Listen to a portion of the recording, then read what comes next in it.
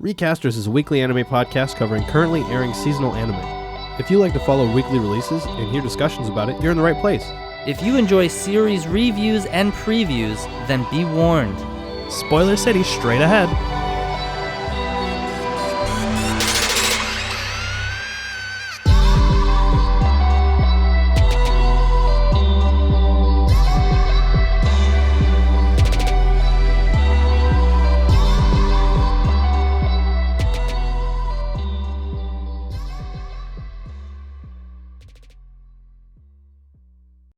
Hello, and welcome back to Recasters, the only anime podcast where after bestowing my powers onto Jesse, he failed me. My name is Chase Adam Robinson, and I'm joined here today by my co-host, Jesse Winter. Why am I the failure? You've always failed me. Everything we've ever done. Oof. Until now. Rise up. Become the champion. Rise up, gamers. Rise Everything's a meme to you. Existence is a meme. Life is one big meme. Yeah, basically. Welcome back, guys, to another week of Recasters. We're settled in a little more now. So last time we talked, it's been a couple weeks. It's been a minute. It's been a fat minute. How you guys doing? You can't answer me. This is a one-way podcast. How was your Christmas? I hope your New Year's was well. I'm gonna give you. I'll stay silent for 10 seconds. Just talk to us.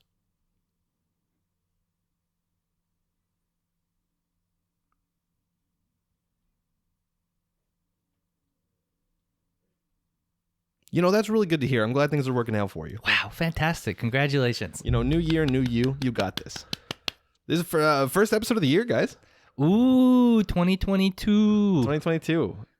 It's new. It's not the same year. Yeah, man. Maybe. As my good friend Michael Bublé said, new dawn, new day. I'm feeling good. I think he said new dawn, new day, new life, and I'm feeling good. Well, either way. No new life here, but...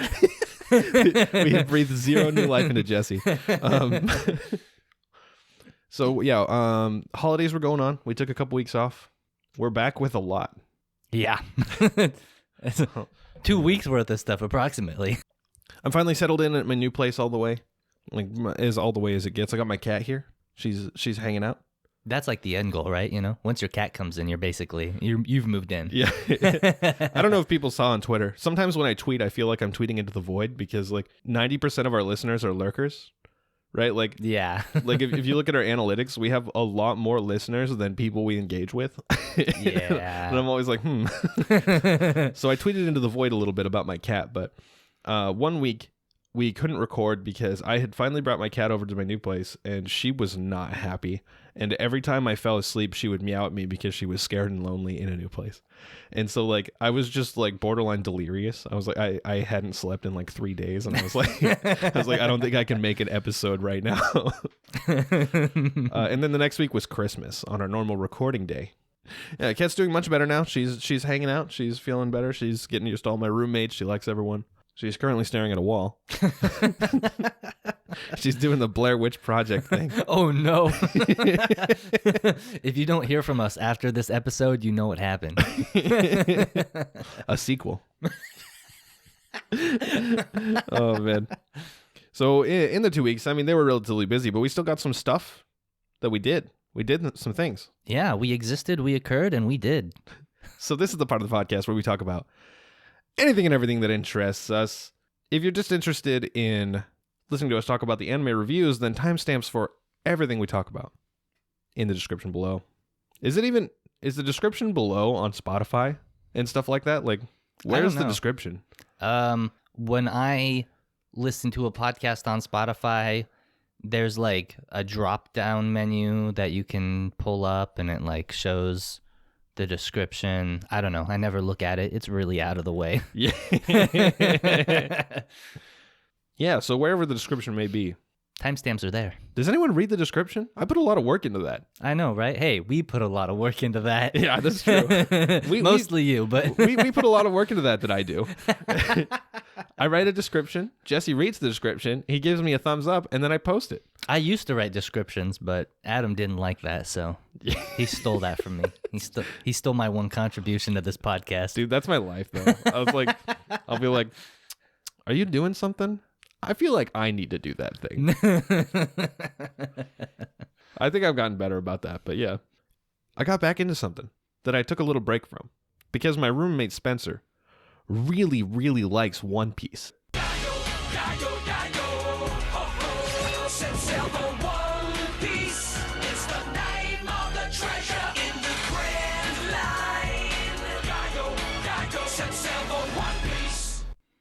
Oh, ooh. So last time I left off, I was in Fishman Island, and I was like, Fishman Island kind of sucks. I changed my mind. I like Fishman Island. What the heck? But here's the thing. I had to watch it. Whoa. Are you telling me the anime's better than the manga in Fishman Island? With Fishman Island, it's just like, no, the problem is I have ADHD. Fishman Island is a lot of text. Lot of text. There's a lot of like, lore building and world building and Hello Aspen. It has a whole lot of Hello Aspen in it. So it was just really hard for me to read in particular, but watching it went much better. And now I'm going to shout out to something called One Pace real quick. If you've never heard of One Pace, you should check it out. One Pace is a fan project where they cut all of the filler out of One Piece. And I'm not talking about just the arcs, like episode by episode, cut all of the filler out. Like they go in and edit the episodes to cut out filler, or they just like cut straight episodes out? They go into the episodes and cut out the filler parts. Yo, that's crazy. So I watched One Pace, and it's technically a torrent. You download it via torrent. But when you watch it this way, it makes it so that it's just almost exactly on par with the manga, scene by scene. Wow. I believe they even rearranged some order of scenes when they played out of order in the anime to make it on par with the manga. Oh, that's awesome. So it's like the ideal way to watch it if you're going to watch One Piece. Yeah, absolutely. So I've watched through all of Fishman Island like that. I've watched through a majority of Punk Hazard, which is the arc right after that, and I've already downloaded Dressrosa. Okay. Dressrosa, I've heard this is incredibly important to do with. Oh, to watch One Piece? Yes. Okay. Dressrosa is 102 chapters. Dressrosa is 105 episodes. Oh, no. I've been told that, and I don't know who the character is, but I've been told there's a character that when you watch the Dressrosa arc, like when you read it in the manga, one time they tell you her backstory, like her flashback to her backstory. Yeah. In the anime, they do it a lot. Oh, Jesus. Oh, no. Just anytime they need to fill time, they just flash back to this character's backstory. I'm like, oh, why would you do that? Oh, gosh. They might as well have been releasing 5-minute episodes. Now, there's still a lot of content. When you cut everything out, it still made 48 episodes. Wow. Which seems more appropriate. That's about, a little over 2 chapters per episode. That makes sense. Definitely. As opposed to 0.75 chapters per episode. The fuck? Oh, no. Yeah, Fishman Island was really cool, though. Just seeing everybody with their new powers was really interesting. Okay. I was a little disappointed at one point, but that's because I was like, every time I see a swordsman, I'm like, oh man, I can't wait for Zoro to fight that guy. That's just like my first thought. And this swordsman like fucking sucked. Oh no. He seemed really cool, and then by the time he actually fought Zoro, he was like drunk out of his mind and had taken a bunch of aging pills. And so he was like an old drunk man. And I was like, oh no. Excuse me.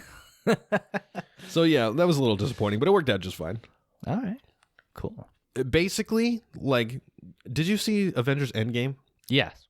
So in the final fight of Avengers Endgame, there is absolutely no risk involved. Everyone's just kind of kicking Thanos' ass. No, there's like no resistance. Yeah. Thanos' army comes in and it gets fucking demolished by all the superheroes. That was Fishman Island. Oh, Jesus. Because Fishman Island, it's right after the 2-year time skip. Mm-hmm. And so all of the characters have trained a fuck ton during these 2 years. So this was basically them just being like, look at how badass everyone got. Hell yeah. So it was pretty cool, yeah. I didn't like it in Endgame. I did like it in Fishman Island. Yeah.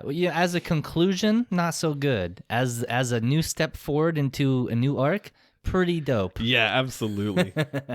And people are going to fight me on that because they'll be like, Tony Stark died. And I'll be like, yeah, but like, Your point? What is Come on. Yeah, he's been around for 2 decades. It's okay. Tony Stark died because his contract ran out, not because he needed to die there. Tony Stark was a dude in a metal suit. What did you expect? He was fighting intergalactic space aliens. He was fighting Space Hitler. Oh, man. So then Punk Hazard has been really cool, too. They go to this island that's like literally half fire, half ice. Oh, And it's like a desert wasteland. And at first I was like, oh, that's pretty cool. I wonder what's going to go on there. And then like you get so much cool information there. And they're building a lot for the next arc. I'm really excited for Dressrosa. I've heard from many, many customers that it's the best arc in One Piece. hell yeah, that's awesome. Yeah. Very exciting. And Punk Hazard really feels like it's like building up to it. Gotcha. Okay. How many chapters in is Dressrosa? What chapter are you on? 680? 680. Damn. Yeah. I guess One Piece does get good halfway through. No, it gets amazing halfway through. Right. You've enjoyed what you've read, right? Yeah, no. I think One Piece is fantastic. I think One Piece is good from the get-go. It's just, it's a very daunting task to approach. Absolutely. Yeah. All right, Jesse. Well, I was watching One Piece. You were also doing stuff. Yeah, I was also watching stationary panels with my eyes. From what I heard, you've read a lot of manga the last 2 weeks from what we've been talking about. Yeah. I've, it probably sounds like more than it actually is because it's a lot of ongoing stuff that I just got caught up on. So it's definitely not, 600 chapters of One Piece, but... Did you watch? Did you read Kaiju number 8? I have not read Kaiju number 8 yet. You bitch. Well, it's next on my list. And unfortunately, I have not read any more JoJo Part 6. I'm starting to think I might need to just watch the anime because... Yeah, you know what? That's what I was thinking. So we talked the other day. Yeah. Outside of the podcast. How dare we? I know. Damn. Meta. You guys in the audience, you have no idea how hard it is to have to try to not talk to my best friend about things that we like because we need to talk about it on the mic instead. Yeah. Sometimes we'll watch the shows for the podcast a couple days before we record and like we'll hang out and watch the shows, and we have to sit there and just be like quiet and not say anything about the episode. I'll just look at Jesse and be like, well, I sure did have some thoughts about that. Yeah, wow, look, that thing occurred. Let me tell you about that in 2 days from now.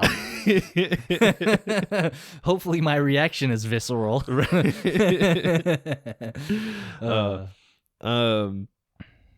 Anyways, yeah, we were talking about JoJo Part 6, and you were telling me that you feel like none of the characters are really growing so far. Well, I feel like there's this overall sense of growth in the story, and I don't feel like... I feel like Part 6 is separated almost, and because of that, there's not a sense of growth. I know that Jolene is literally the daughter of Jotaro, so it's literally a continuation of the JoJos, which might be a little more of an actual continuation of the Joestars than Part 5 was, because that was technically an offspring of Dio, even though he did have a Joestar body. I don't really know how the genetics of, like, splicing your head onto somebody else's body works, I guess. But it's anime. It doesn't matter. It doesn't matter how it works in real life. But yeah, for me, I really like parts 1 through 3, and I thought part 4 was pretty good, and I thought part 5 was really good as like a standalone story, but parts 1 through 3, it's kind of like an epic trilogy, right? It's this great saga that starts hundreds of years ago with this noble family and a great evil villainous curse and being that descends upon them and wreaks havoc to their family for generations, climaxing in this ultimate battle between the forces of this family and the direst of evils who's been ravaging chaos on the world, and this ultimate showdown where great sacrifices are made, and it's so exciting and so thrilling. And part 4 is pretty good too, because you got to see some like more like slice of life kind of stuff going on with that family, which is relaxing after 3 arcs of just Punching. Big buff dudes punching and yelling all the time. And part, and then part 5, that was really cool. And part 6 kind of feels like, I don't know. Where do we go with this story? Let's do an Alcatraz story. Let's do like Jail Mafioso or something. You know? Let me tell you my thoughts as somebody who's read all the parts. Yeah. Or watched. Part 1 through 3 is a trilogy. Do you know what the Japanese word gaiden means? Isn't that similar to a trilogy or like a series of stories, right? Gaiden means side story. Oh, side story. So like Ninja Gaiden is Ninja side story. Okay. Stuff like that. So parts 1 through 3 is an epic trilogy. Yeah. Part 4 is Joseph Gaiden. Yeah. Part 5, Dio Gaiden. Hey, there you go. Part 6, the real part 4. It is a continuation of part 3 directly. And I don't know if you've got there yet. I don't know if you've got to where the point where that occurs. Well, I mean, technically, it starts from the very beginning. And I get it, right? Because at the very beginning, you've got the remnants of the Golden Arrow, and you've got the direct Joestar lineage being pricked by the arrow. Here's part of my thing, though, too. Jolene, direct descendant of Jotaro. Why does she not have a stand? Why was that not inherent? Jotaro was born with a stand. I guess Joseph technically got one later, but that's kind of when everybody started getting stands. You know, and I remember watching like 12 YouTube videos about this, but it's been a while. I think everybody gets a stand through the stand arrows. I think it's the only way to get them. We just don't see them get pricked in part 3. We don't see that until part 4. Yeah, but if Dio has the golden arrows before part 3, why did he give the other Joestars stands then? Why would he do that? I don't remember. See, I remember in part 3, they said that this is a Joestar lineage thing. They're like, you got the Joestar tattoo, so you have a stand. It's a birthmark. Just because I mean, getting it as a tattoo doesn't mean it's a tattoo. Yeah. In the manga, they said because you are the birth line of the Joestars, you get the stand. That's how it works. They're like, you're a stand guy. What if they lied? Well, they could have, yeah. What if Araki changed his mind? I'm sure he did. I mean, clearly, literally everybody has stands now. Yeah.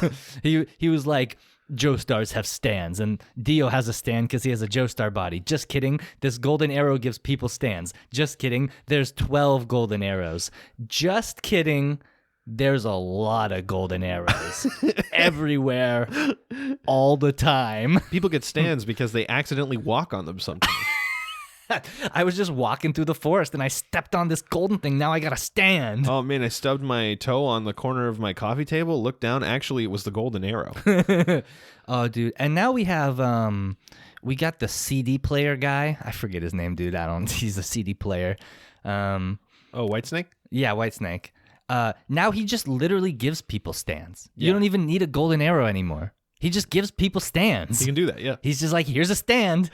Fucking great. I think that's my problem. I think my cat has walked up to my mic. You gonna meow for everybody? You gonna meow? She's not gonna meow. Sad. You know, I think maybe my biggest issue with part 6 is I just feel like it's going on too long. Right? Yeah, I agree. You know, in mobile games, people talk about power creep, right? I think this is story creep. Story creep. This is power creep in the story. It's just, I believe you told me that after part 6, it's kind of like a revamp, like they start all over again. It's a new. Yeah, it's a whole new continuity. When it comes to JoJo, I think I'm ready for that. Yeah, and I think that's why they did it, is that they were done, you know? They were like, oh, this is the end. Yeah, that makes sense. Of what we're at. So I think what I want to do with you is when JoJo Part 6 finishes, if you haven't finished the manga yet, we're going to sit down and we're just going to binge the anime. Are they releasing Part 6 weekly? Because I know it's on Netflix. No, they are releasing it in 3 chunks of 12 episodes every 3 months. Okay. So right now there's 12 episodes out. Gotcha. Yeah, they're releasing 3 chunks of 12 episodes, I believe every 3 months. It might be every 6 months. All right. Well, in a year and a half at most, I'll binge the whole series. 6 months at least. At least 6 months. So, yeah, well, if you haven't finished the manga by then, we'll sit down, we'll watch it. If in the meantime, if you're not enjoying Part 6, you have enough context to skip to Part 7.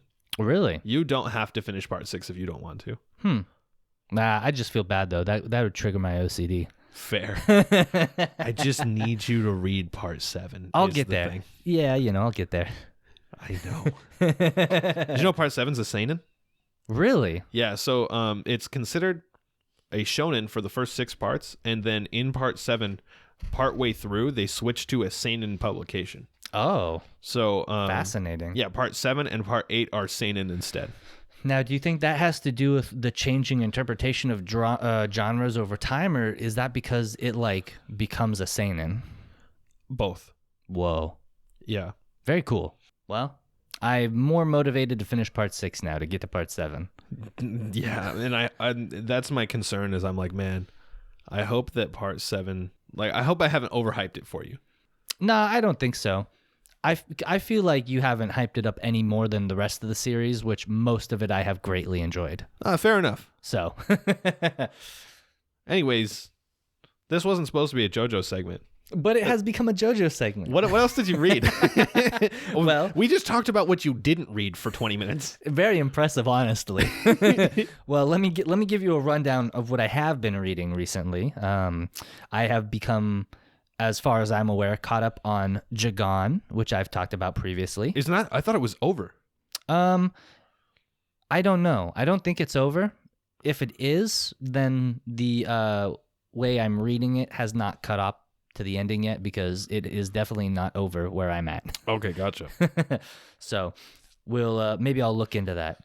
I've also gotten caught up on Goku Shufudo. I just mentioned that because they recently had a Netflix release, which I watched, and it was very enjoyable. I was concerned. It's sort of a gag manga, Every chapter is not necessarily interconnected with any other chapter, but there is elements that come up again over and over again, right? What does Goku Shufudo translate to? I'm unfamiliar. Well, the English translation is Way of the House Husband. Oh, yeah, okay. I'm familiar with that one. I'm not actually sure what Goku Shufudo means. It definitely doesn't mean that. No. Goku, I know that's the name of the Dragon Ball Z protagonist. Yes, correct. I know Goku actually has something to do with the Yakuza, being a mobster or something like that. Okay, gotcha. So I'm sure the title has something to do with to mean the Yakuza who's a house husband now kind of thing. Right. So yeah, it had a Netflix release. It does it very well. They call it a animated manga or something, because it's not really animated. There's a lot of still imagery, but there's voice acting, and I don't know, it's just done really well. I think they keep the feel of the manga while adding some other elements to it, which is pretty cool. Hell yeah. I've also gotten caught up on Boys Abyss. Now, real quick, I want to talk about Way of the House Husband for a second. Oh, okay, yeah. Scratch that. So, for Way of the House Husband, I have heard that the anime sucks because it just looks like it's animated manga panels, and it's mostly still images. Well, that is what I said, and maybe I didn't say that directly. That's kind of what I meant. That is true. I was concerned, and before I watched it, I saw stuff on here and there, and I heard YouTubers talk about it, and people were like, "This sucks. They just took manga panels, they colorized them, they did some PowerPoint slides, they did some voice acting," which is technically true. If you want to break it down, sure, you can say that. That's not an inaccurate assessment of it. But I don't know. I guess if you're going in looking for Naruto or something, you're not going to get Naruto. You're not going to get Psyche K. You're not going to get, you're not even going to get Joran. But it is... Thank God. Yeah, thank God. But it's still really good. I don't really know how to describe it, I guess. If you're not into it, you're not into it. But I love the manga because it's funny. I like the way they use the panels in the manga creates a sense of timing, right? There's comedic timing in a manga format with the way they format the panels and the pages, right? Sometimes they'll do a full picture page just so you have to flip to another page to get the joke. That is really, really interesting, because that's a tactic also used by Junji Ito, but instead of hilarity, it is used for horror. Right?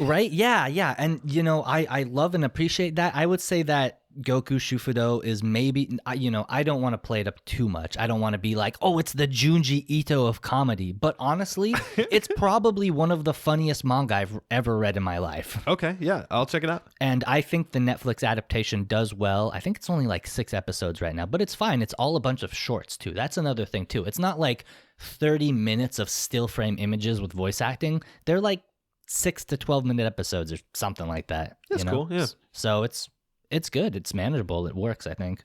What else you got for me? All right. I've also gotten caught up on Boys Abyss. Oh, no. Yeah.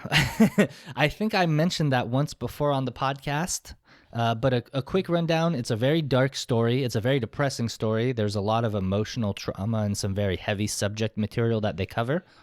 I would not suggest reading it if you are not mentally prepared for that. Consider this a trigger warning, I guess. I still haven't read it because you told me you need to be in the right mental place for it, and I never have been since you told me that. Oof, R.I.P. I've set you perpetually in the wrong mindset. Well, I guess, I would say just be cautious maybe going into it because, I binged it pretty hard. And so I had some long nights where I was not necessarily in the right headspace necessarily. And some of the subject material in the manga really hit me. And like I had some nightmares and stuff and kind of unrelated to the manga itself. But dude, that's the thing is that like I believe strongly that every emotion is important. We have emotions for a reason, right? Yeah. A lot of people like to think that it's important to always strive for happiness. And I disagree with that. I think that it's important to feel your feelings. If you're feeling a certain way, you got to feel it out. You know what I mean? Yeah. And so like when you say, you got to be in the right headspace for it, I think I do disagree with that. I think that like for me, the biggest reason I haven't checked it out is because I know I'm not going to I don't necessarily know if I'm going to enjoy it. But I watched Evangelion when I was in a really rough place. Yeah. And I think it hit me way harder because of that. And I think that's a good thing.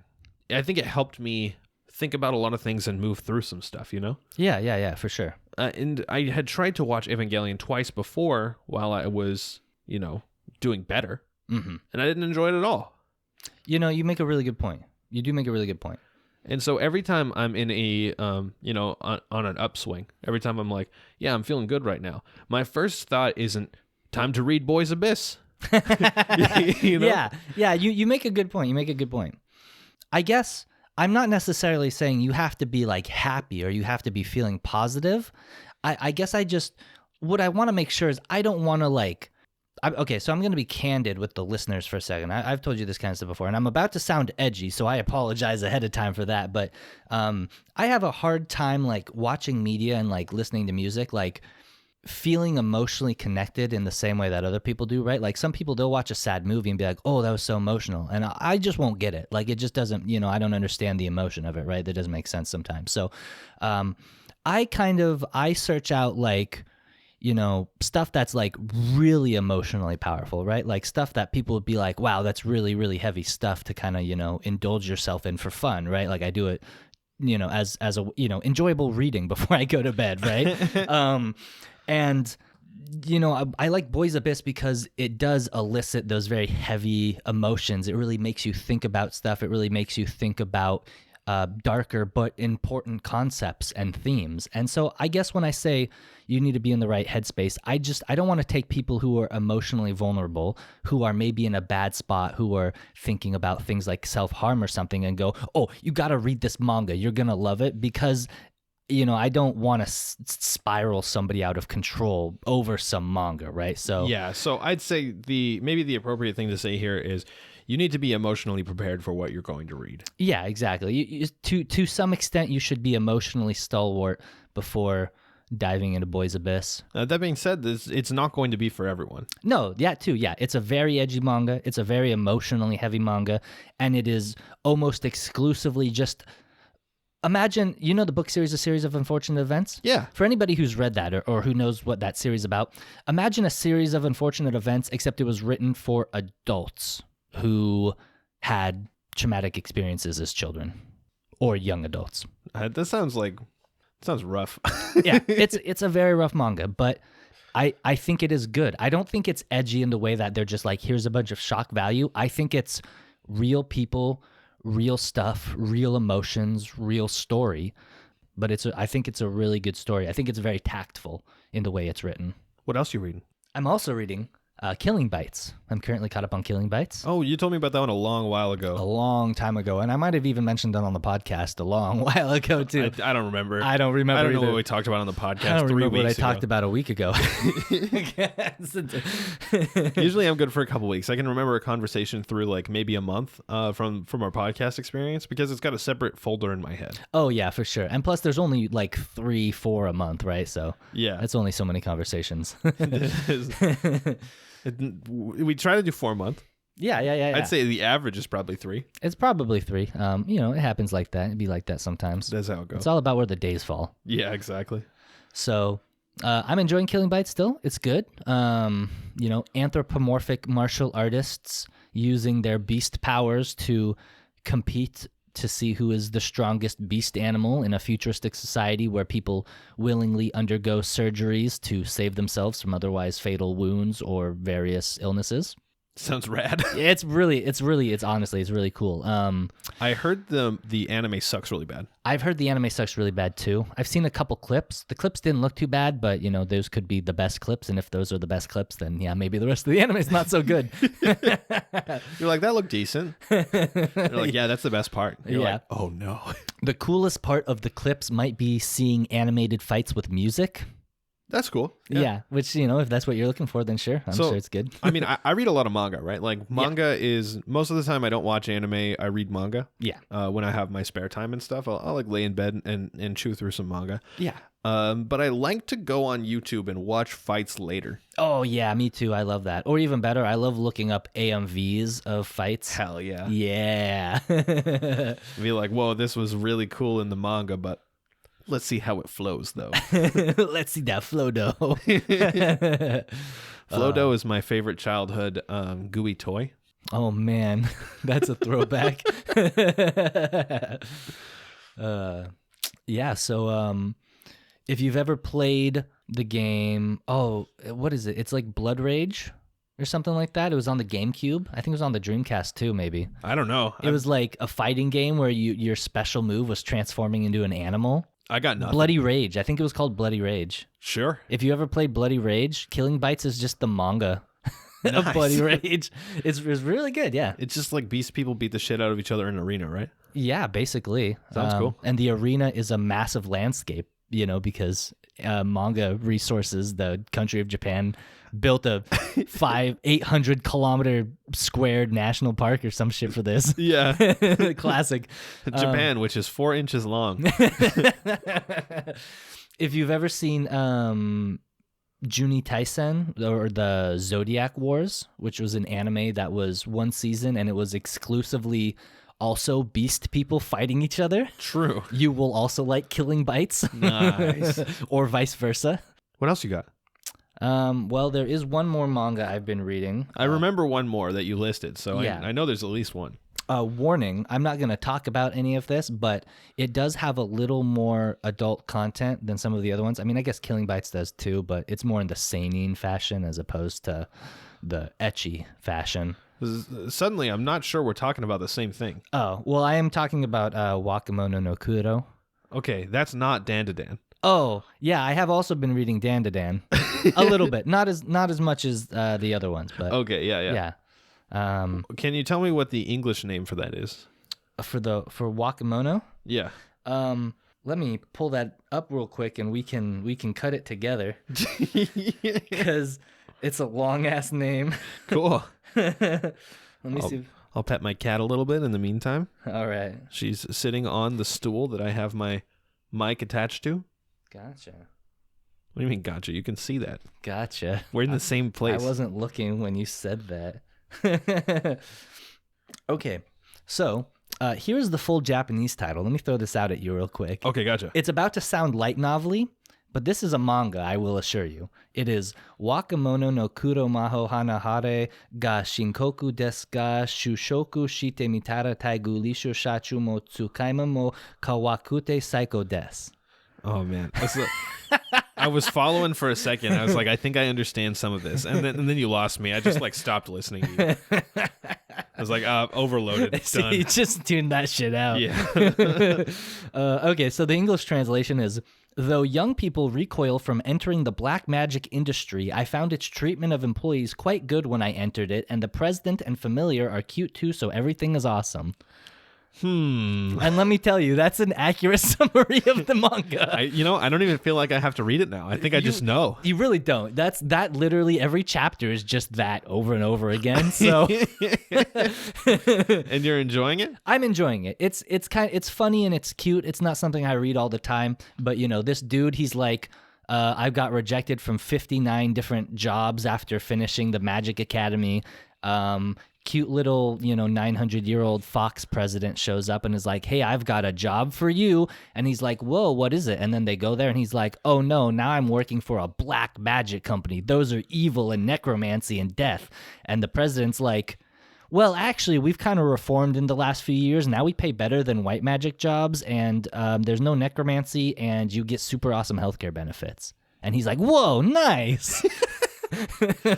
This sounds awesome. What did you say? It was edgy?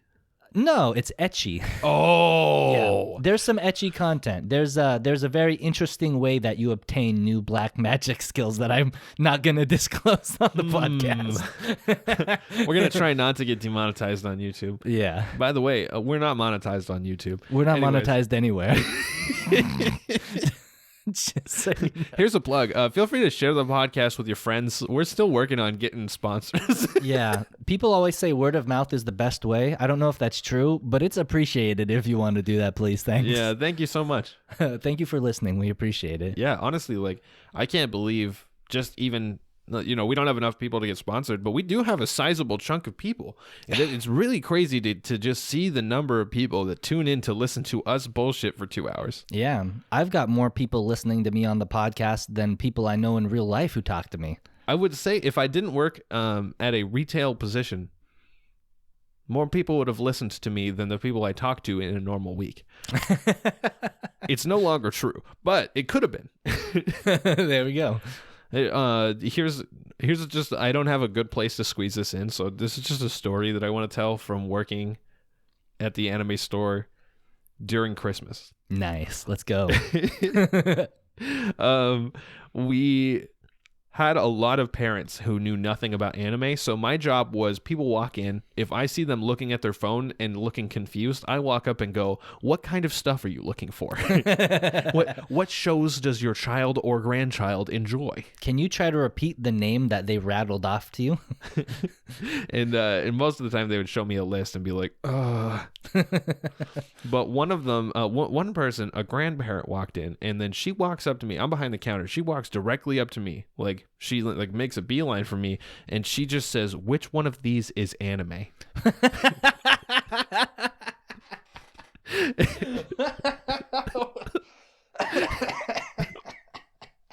I got some news for you, lady. And like sometimes when people come in and they're like, so like, is anime like one show? Like, are these all from like the same thing? And then I'll be like, oh no, anime is more like a genre. It's like an art style. So there's a lot of different shows in a lot of different categories that fall into it. Roughly 50 new shows come out every 3 months, but most of the time, the popular ones, there's going to be like 1 or 2, maybe 3 every 3 months that come out that really sticks. And like, most of the time when I say that kind of stuff, people are like, oh, okay, thank you. I understand now. Like, I didn't get it before. Now I get it. This lady, she was just like, what? Which one of these is anime? They all are. What? Come on. You knew literally nothing before walking in here? Or? I'm not gonna name drop anything, but the name of the retail you work in should have summarized what they needed to know coming in. It's in the name. Anyways, fantastic. There's my work story for the week. I love it. I'm sure I'll remember some other fun stories from the from Christmas time. Aspen, please. She's like, I will rub my head on the mic. Okay, so I've been reading a manga too. Whoa, you've been reading manga? Yeah, as previously established 10 minutes ago. I like to read manga. This is one that I've been meaning to get to for a while. One of my close friends, he started sending me screenshots of him rereading Tokyo Ghoul. Ah. So the Tokyo Ghoul is one of his favorites.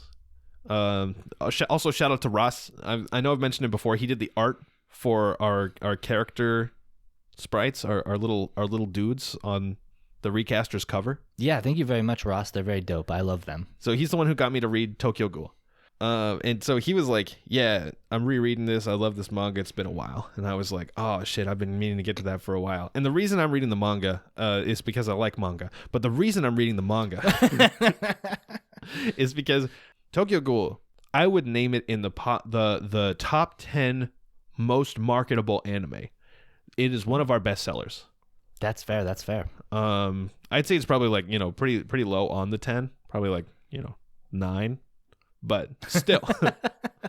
Lots of people buy stuff for Tokyo Ghoul. It's always funny when people walk in and they go, I really like, Tokyo Ghoul. It's not mainstream. I enjoy it. It's not as mainstream as the other stuff. And I'm like, it is one of our 10 best sellers. I'd say it's pretty mainstream. It's funny how that works, right? It's like a cult classic, but it's been that way for a decade. So right, exactly. So, but the big thing is they really fucked the anime. Oh no! So, first of all, I've watched 5 episodes of that show, with a friend, 5 years ago or something. Yeah. And when I watched those episodes, I thought it was pretty good. But I've been told that the manga's a lot better. And I'm reading the manga. I'm like 22 chapters in right now. And I still haven't got to the end of like the content I watched in 5 episodes. And I was like, what the fuck? What? In 22 chapters? So I messaged Ross and I was like, what's going on here? And he was like, oh yeah, they adapted 7 chapters per episode. What I was the like, fuck? What? That's so many chapters. Why would they do that? Oh my god. How long is the show?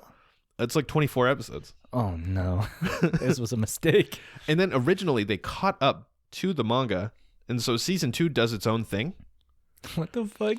And then season 3 follows the manga again. So they try to pull it back and retcon all of the shit they did to follow the manga again. And it's just this disaster. Why have they done this? And Ross was telling me it's so bad that a character in season 2 dies really hard. Like in the manga, they left it to be pretty ambiguous if they were dead or not. And I don't know what character this is. I'm not far enough to see. This is just these are Ross's words. Yeah. He says in the anime in season 2, somebody gets fucking murked. Those weren't his words. Those are mine. Okay. And then in season 3, they bring the character back. Incredible. And pretend it didn't happen. because in the manga it was supposed to be ambiguous and then they come back later. But so they just do it anyway.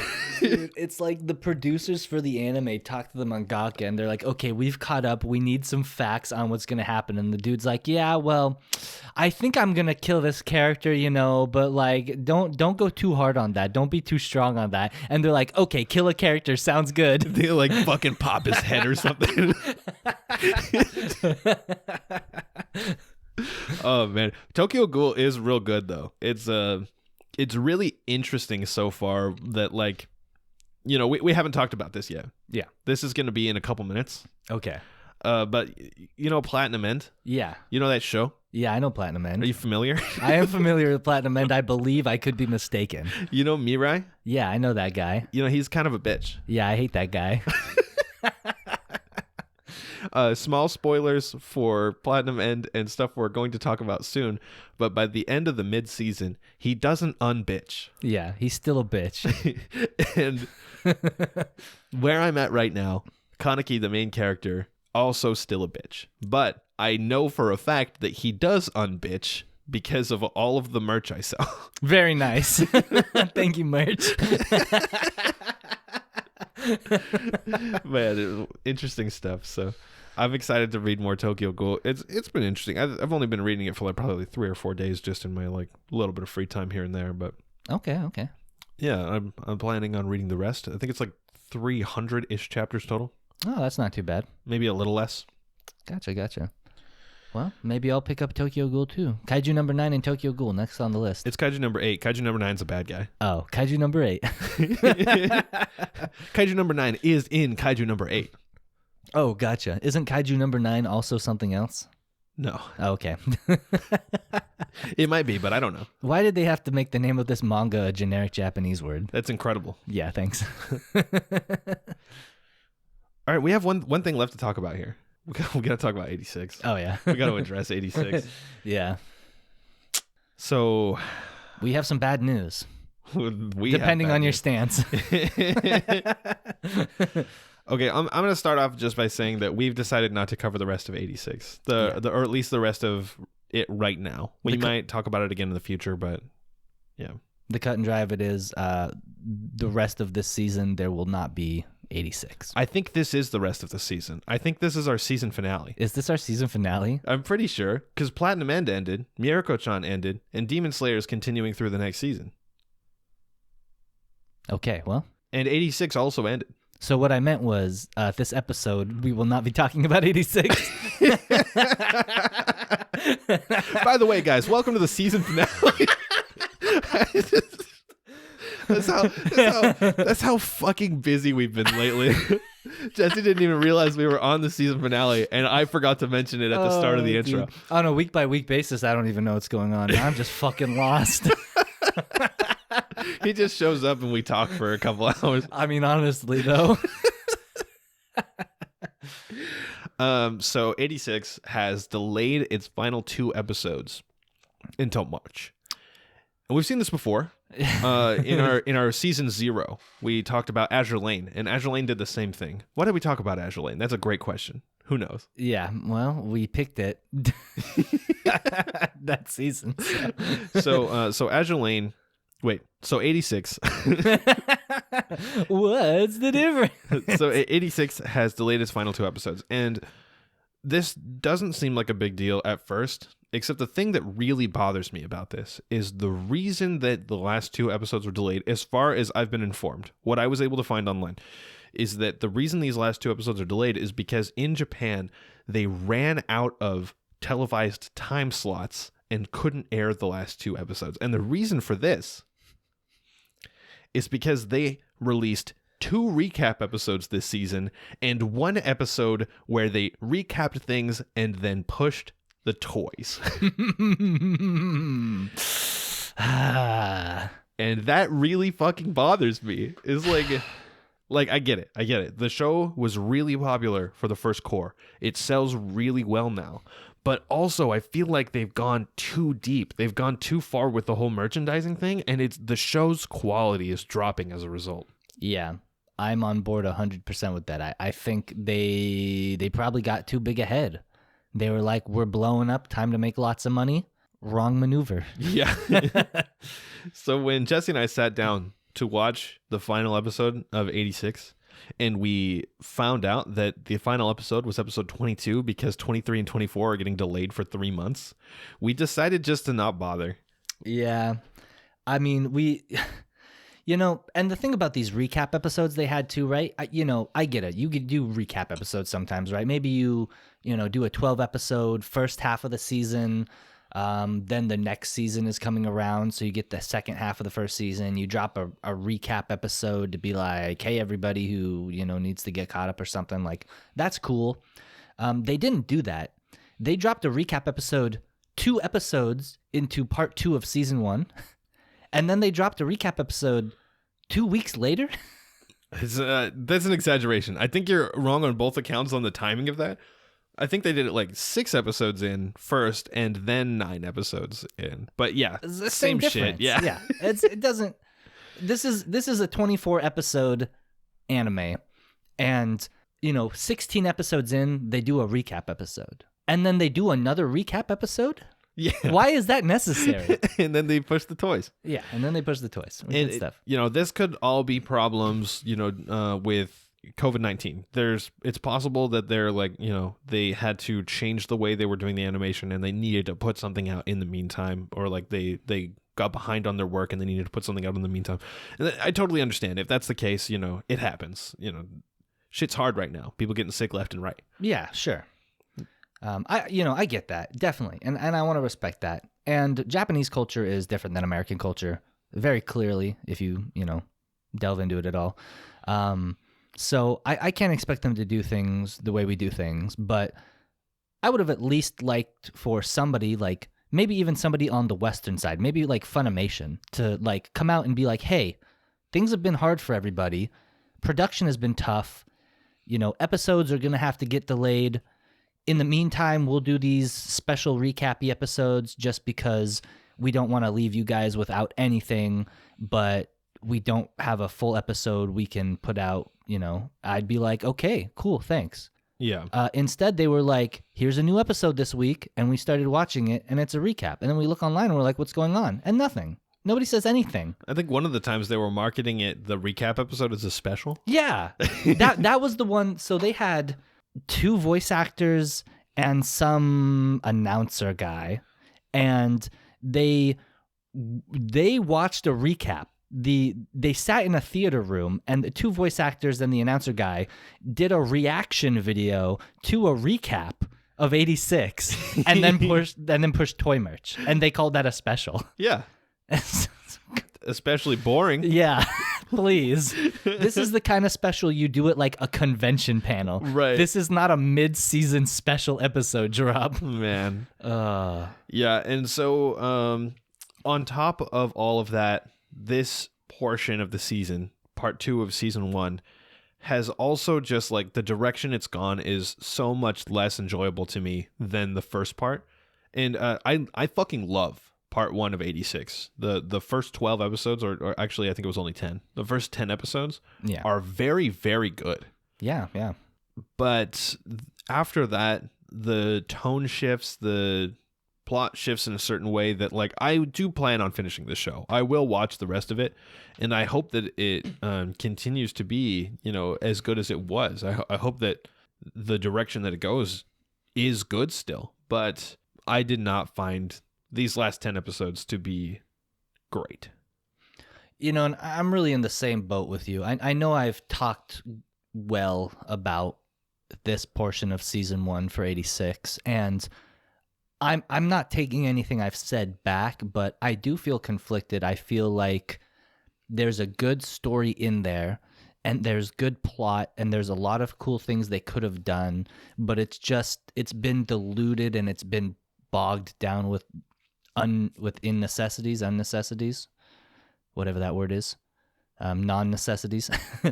And I don't know if that's the anime's fault or the original light novel's fault, because I know the light novel is well ahead of where it is right now. Yeah, absolutely. So they had the content, and I don't know if they butchered the content or if the light novel just went downhill after this first part. I don't know what happened there, but I'm interested to see where it goes, and I'm also I'm debating checking out the light novels.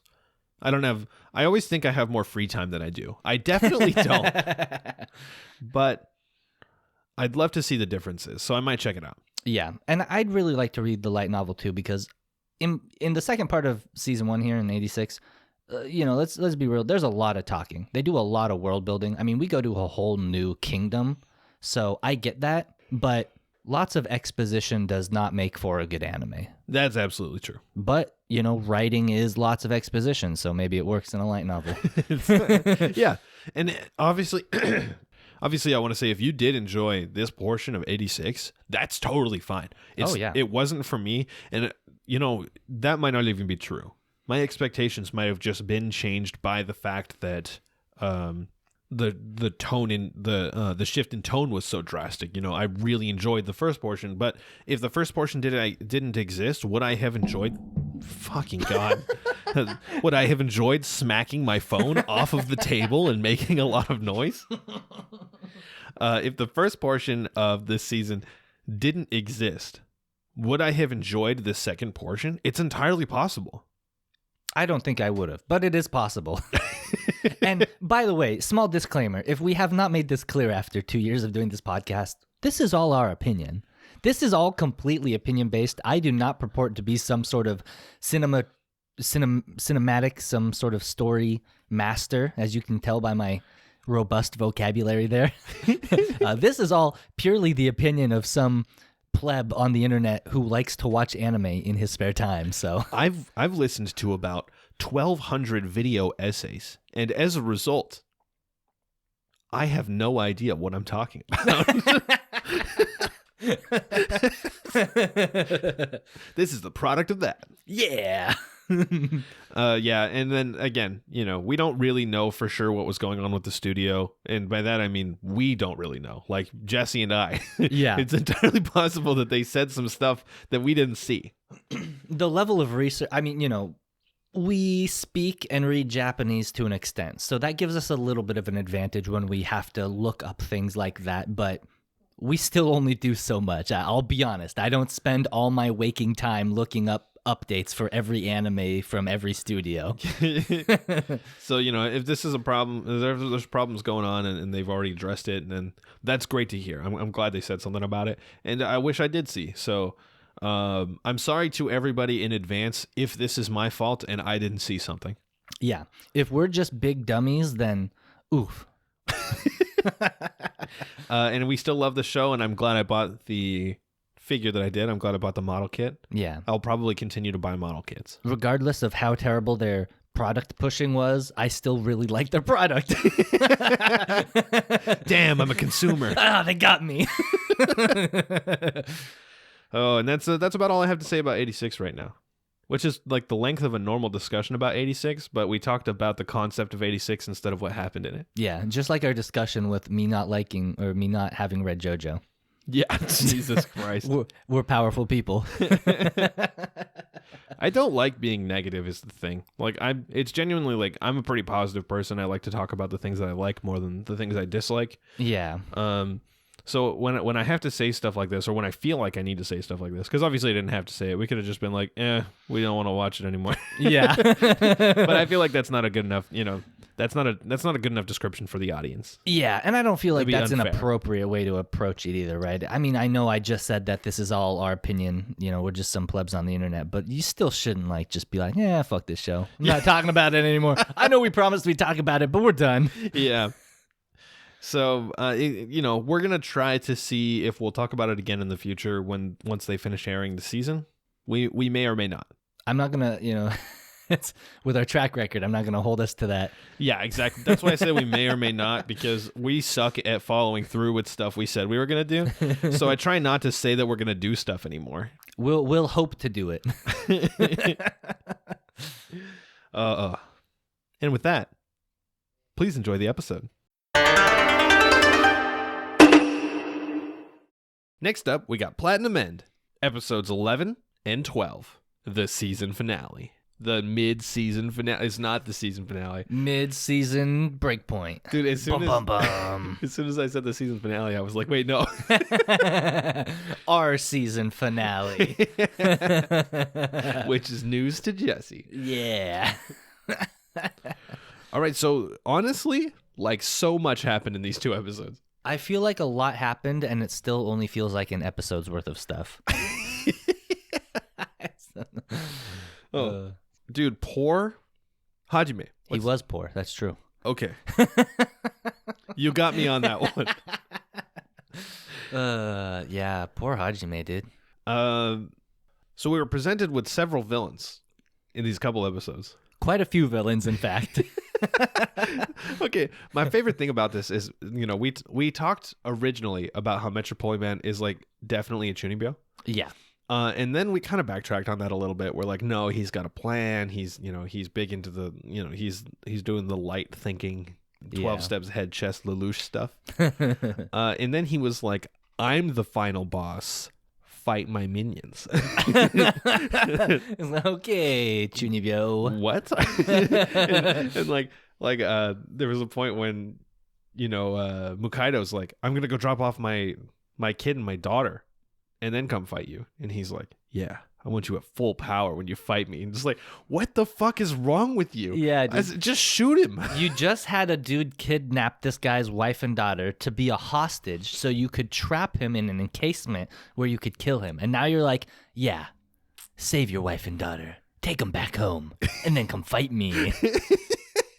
What the fuck are you doing, dude? So like by the end of these 12 episodes, I've come to the conclusion that I like this show very much.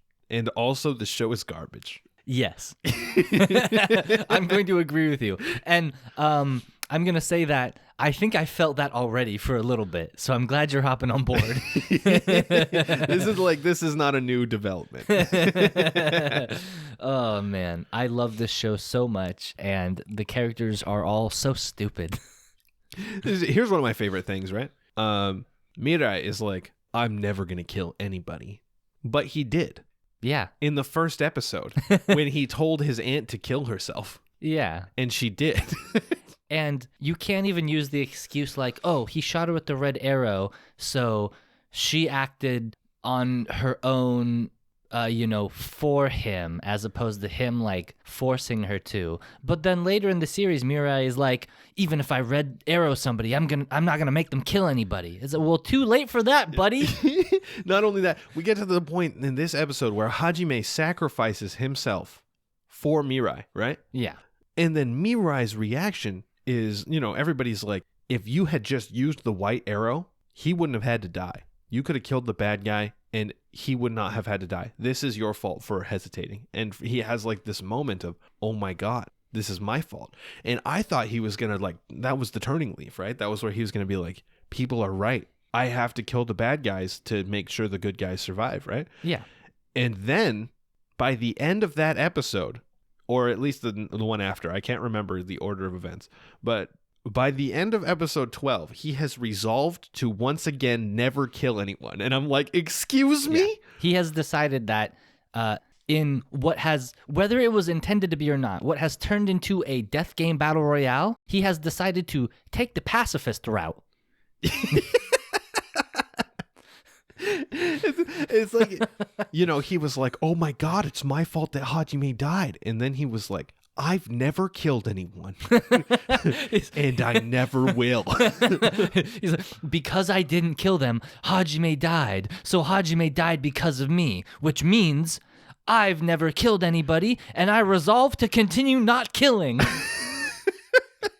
Hajime, please. Oh, wait, no. Mirai, please. Mirai, please. Oh, are you 11? Are you this stupid? Jesus Christ. This guy, look, I respect the resolve to be like, nobody should die, that's a fine goal, I think. I think, that's a fine character point. But this guy he's presented with two options, right? They're like, you kill this villain who is going to kill tens of thousands of people, or you let Hajime die. And he goes, I'm going to do neither of those. And then that's Hajime not an option. dies. Yeah, and then Hajime dies. And he's like, I'm a genius. Dude, big brain plays. I've chosen the best option. Dude, he's that guy. You're having, you're just shooting the shit, right? And you're talking about hypothetical stuff, right? You're like, oh, yo, if you had to do this or do this, what would you do? And it's a really tough question. And they go, oh, well, I'd do insert option that you didn't say. And you're like, no, that's not an option. And they're like, well, that's what I would do. And I was like, no, this is a hypothetical. You have to choose one of the two. And they're like, yeah, well, I wouldn't do those. It's like, shut up. You're so stupid. Stop. Don't talk to me anymore. I love that, I love most of the characters in this show. I think that Mukaido is a great character. I think that Saki is a great character. It's really interesting that Metropoliman and Mirai are the worst characters in this show. Look, honestly, I think Metropoliman is a great character because of how stupid he is. He's a Chunibyo given too much power. He's exactly what you would expect him to be, right? And that's why I love him. I think Mirai is exactly the same, though, right? He's just naive. He's the 11-year-old who was given too much power. They're the two 11-year-olds on a forum who are role-playing, and one of them goes, I teleport behind you, and the other one goes, well, you can't kill me because I'm invincible, and the other one goes, well, I have an invincible person killing sword, and you're like, please stop. Jesse, I feel like you're speaking from experience. I am. This is 2008 all over again. Which one of these guys are you? I'm both of them. Oh, no. This show's too relatable, and that's why I hate it. I'm just kidding. I love this show. I've decided I hate this show because I am this show. This show is me 12 years ago. Oh, my God. Yeah, I think, both of these characters are just so dumb, but like in a very good way. Yeah, it's very entertaining. And now that you say that, what if this show is just the struggle between two dumb characters who are destroying everything around them with their dumbness? It's possible. But speaking of destroying everything around them, the coolest part of both of these episodes is like, and I think we were watching this together and we both had the same reaction, right? When the virus got released and then Mirai white arrowed the virus and we were like, oh dude, that might have been the single biggest brain anime play of all time. Like, oh my God, what a power play.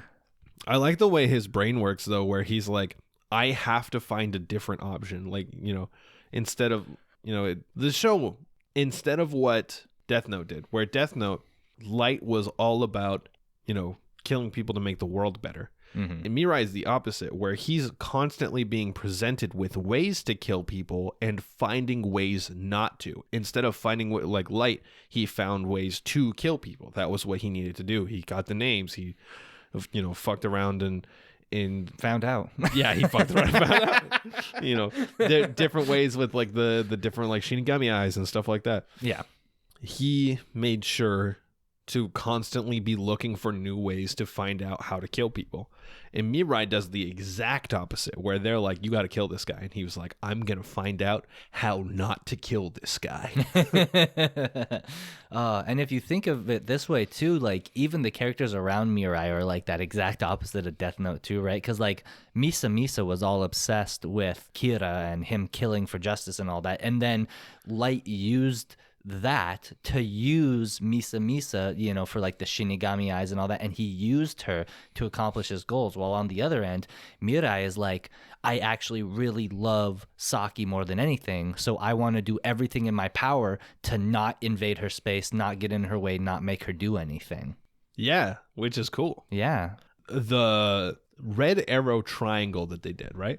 Yeah. Where they each shot each other with a red arrow. First of all, big brain. Good idea. Yeah. Second of all, stupid. Let me tell you why this is stupid. There's it was Mirai shot Saki, and Saki was like, I'll do anything for Mirai. Saki shot Mukaido, and Mukaido was like, I'm sorry to my wife.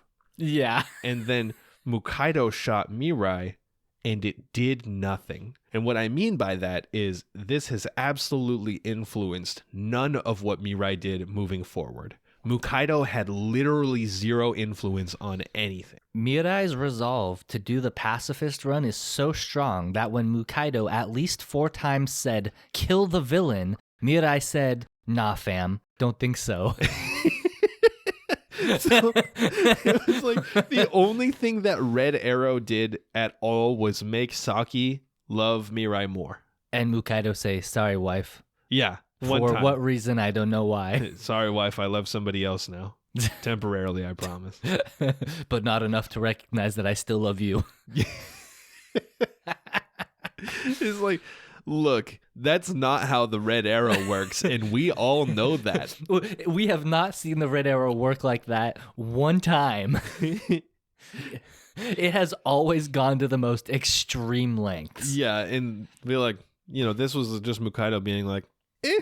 Oh, dude, and I hate to nitpick, because I enjoy this show a lot. I hate to nitpick and rag on small things, but it's not even like we expected the red arrow to work a different way. We have visible evidence in the earlier episodes that this is exactly not how the red arrows work. Yeah. That being the comedian from the first like episode or two who was completely unliked by everybody, and he used the red arrow to seduce girls who were completely disgusted with him and would have had nothing to do with him, who flipped like literally exactly 180 degrees on that stance. Yeah, exactly. So Yet Mirai, who refuses to kill people, was not flipped by good guy who wants to save his family by killing one villain.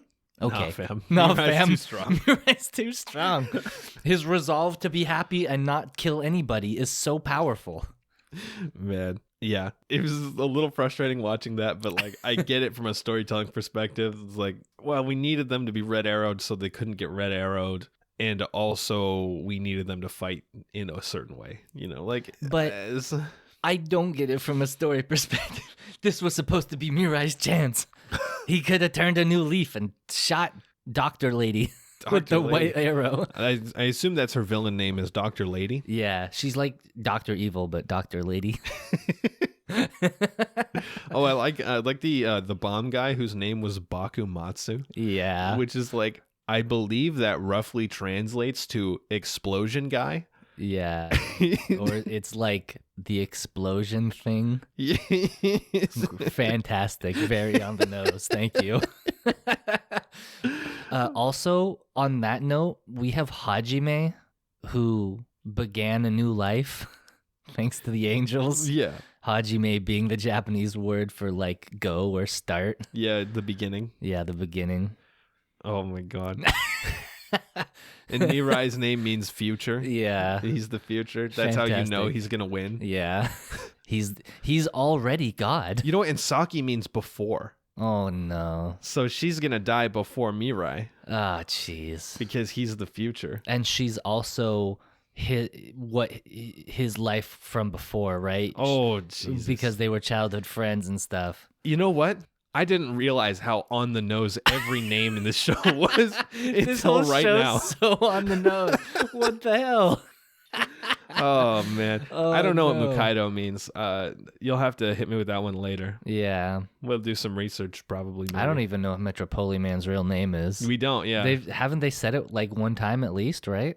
When he was talking to his homie at high school? I forget. Yeah. I don't know. Nice. Nice. And Dr. Lady's name? She's a doctor and a lady? Yeah. What the hell? What did they mean by this? I'm sure that's her canon name that we didn't just make up. Definitely. I didn't say that 3 minutes ago. Hajime was really cool with the sword, and I was sad to see him go. Yeah, dude. Also, I liked the part when he was like, you know, Saki was like, can you kill somebody? And he was like, I probably might have been able to do that before, so sure. And then he cuts a dude's arm off and doesn't kill him. And the thing I don't get to is like they were implying that him killing somebody is out of character, which I don't understand because one, we don't have enough knowledge about this guy to know whether he'd kill somebody or not, and also he was willing to kill these people for Metropoliman. So Shh. I don't understand. Don't worry about it. Don't think too much. Oh man, you know I just thought about this while we were talking about Hajime with his sweet sword skills. Do you think maybe this show is just a satire to like rag on archetypes? It might be. Because think about everybody is an archetype. Yeah, like Hajime, he's like, no offense to people, but you know that generic like neckbeard meme, like "Milady, I got my katana, I'm gonna defend your honor." Yeah. That's just kind of Hajime. He's like, I'm a kind of worthless poor guy. I'm gonna improve my looks. Why don't people like me still? Let me learn how to use a katana.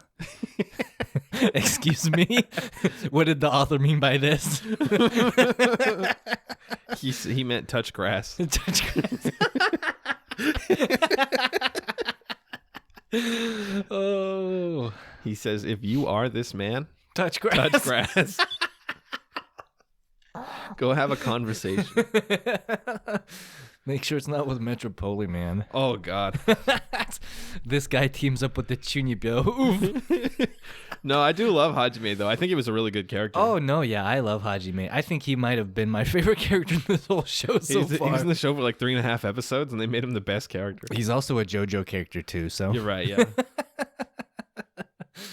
Oh, man. Okay, so the show's not over, but we're at the mid-season, so this is normally where we do rankings. Yeah.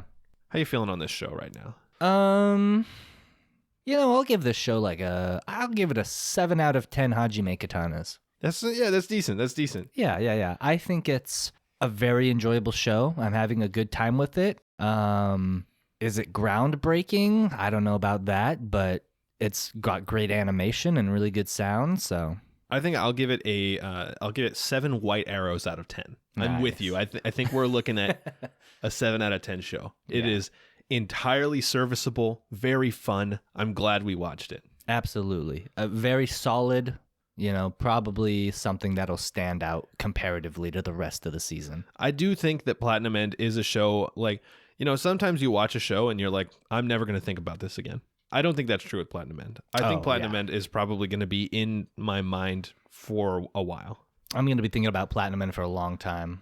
I'm going to be making jokes about it like we joke about Joran. So there's, we got shows like Joran where like it was so disappointing that it's in my consciousness still. Yeah. And then we got shows like, what was that one?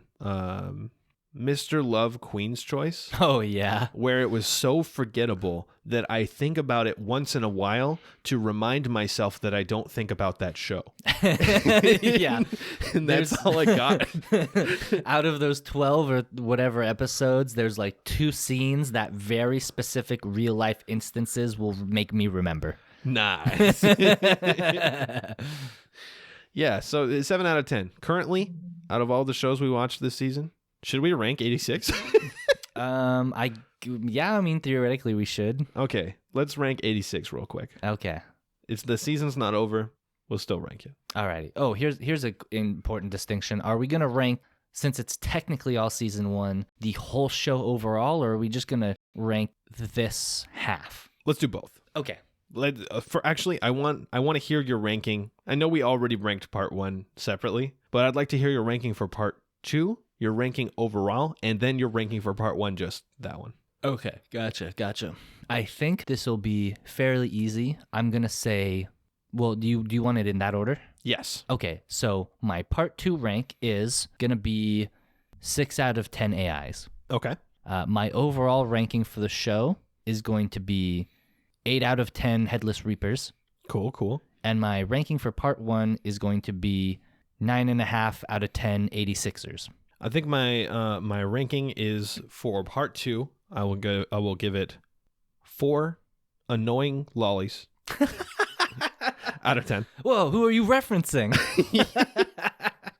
For overall, I will give it. I'll go with 8 Legion mechs out of 10. Okay. Maybe I'll hit it with a 78. 7.8 Legion mechs out of 10. Rounded up to 8. And for part 1 alone, I will give it 9.5 edgy boys out of 10. Whoa, AG boys. Edgy.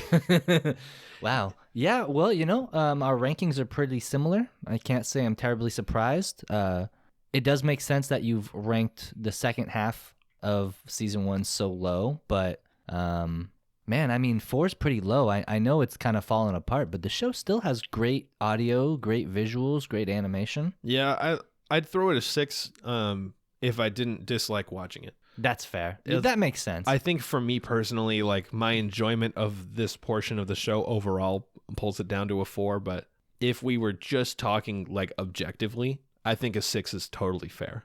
Okay. If they remove Frederica from the show, I'd probably give it a 6. Frederica hits it with 2 negatives. She's just a walking -2. So currently, our rankings stand simultaneously, or I don't know if that's the right word there, but simultaneously, we'll fuck it, we'll go. Let's go. Simultaneously, we have consensus on number 1, Platinum End. Number 2, 86. Now we're going to talk about some other shows.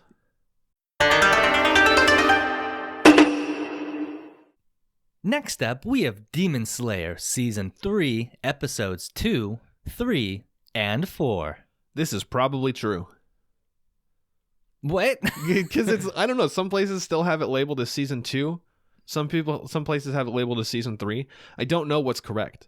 Yeah. I don't know if we talked about this. I think we just talked about this in person. I don't think we said anything about this on the podcast. That wouldn't make sense. But I think they should have just labeled it as the arc name, not what season it is. So they did, yeah. Like, well, I mean, I know they literally did, but like, can everybody else just do that too, please? Yeah, that'd be nice. Yeah, they do that with other shows, like The Fruit of Grisaya and The Eden of Grisaya. You don't call that seasons 1 and 2 because it's not. That's not how that works.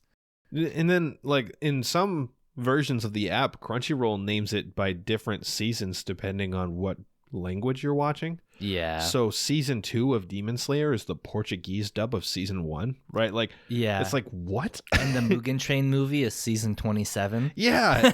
And it still keeps auto playing at the end of every episode. Man.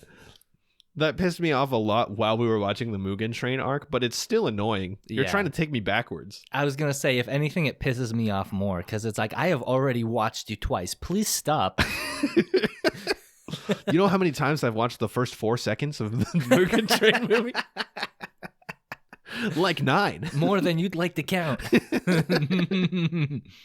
Okay. We've moved into new territory. Well, we already talked about one of the episodes, obviously. But aside from that one episode, now that we're a little more into the arc, 4 episodes, technically 5 episodes worth of content into this arc.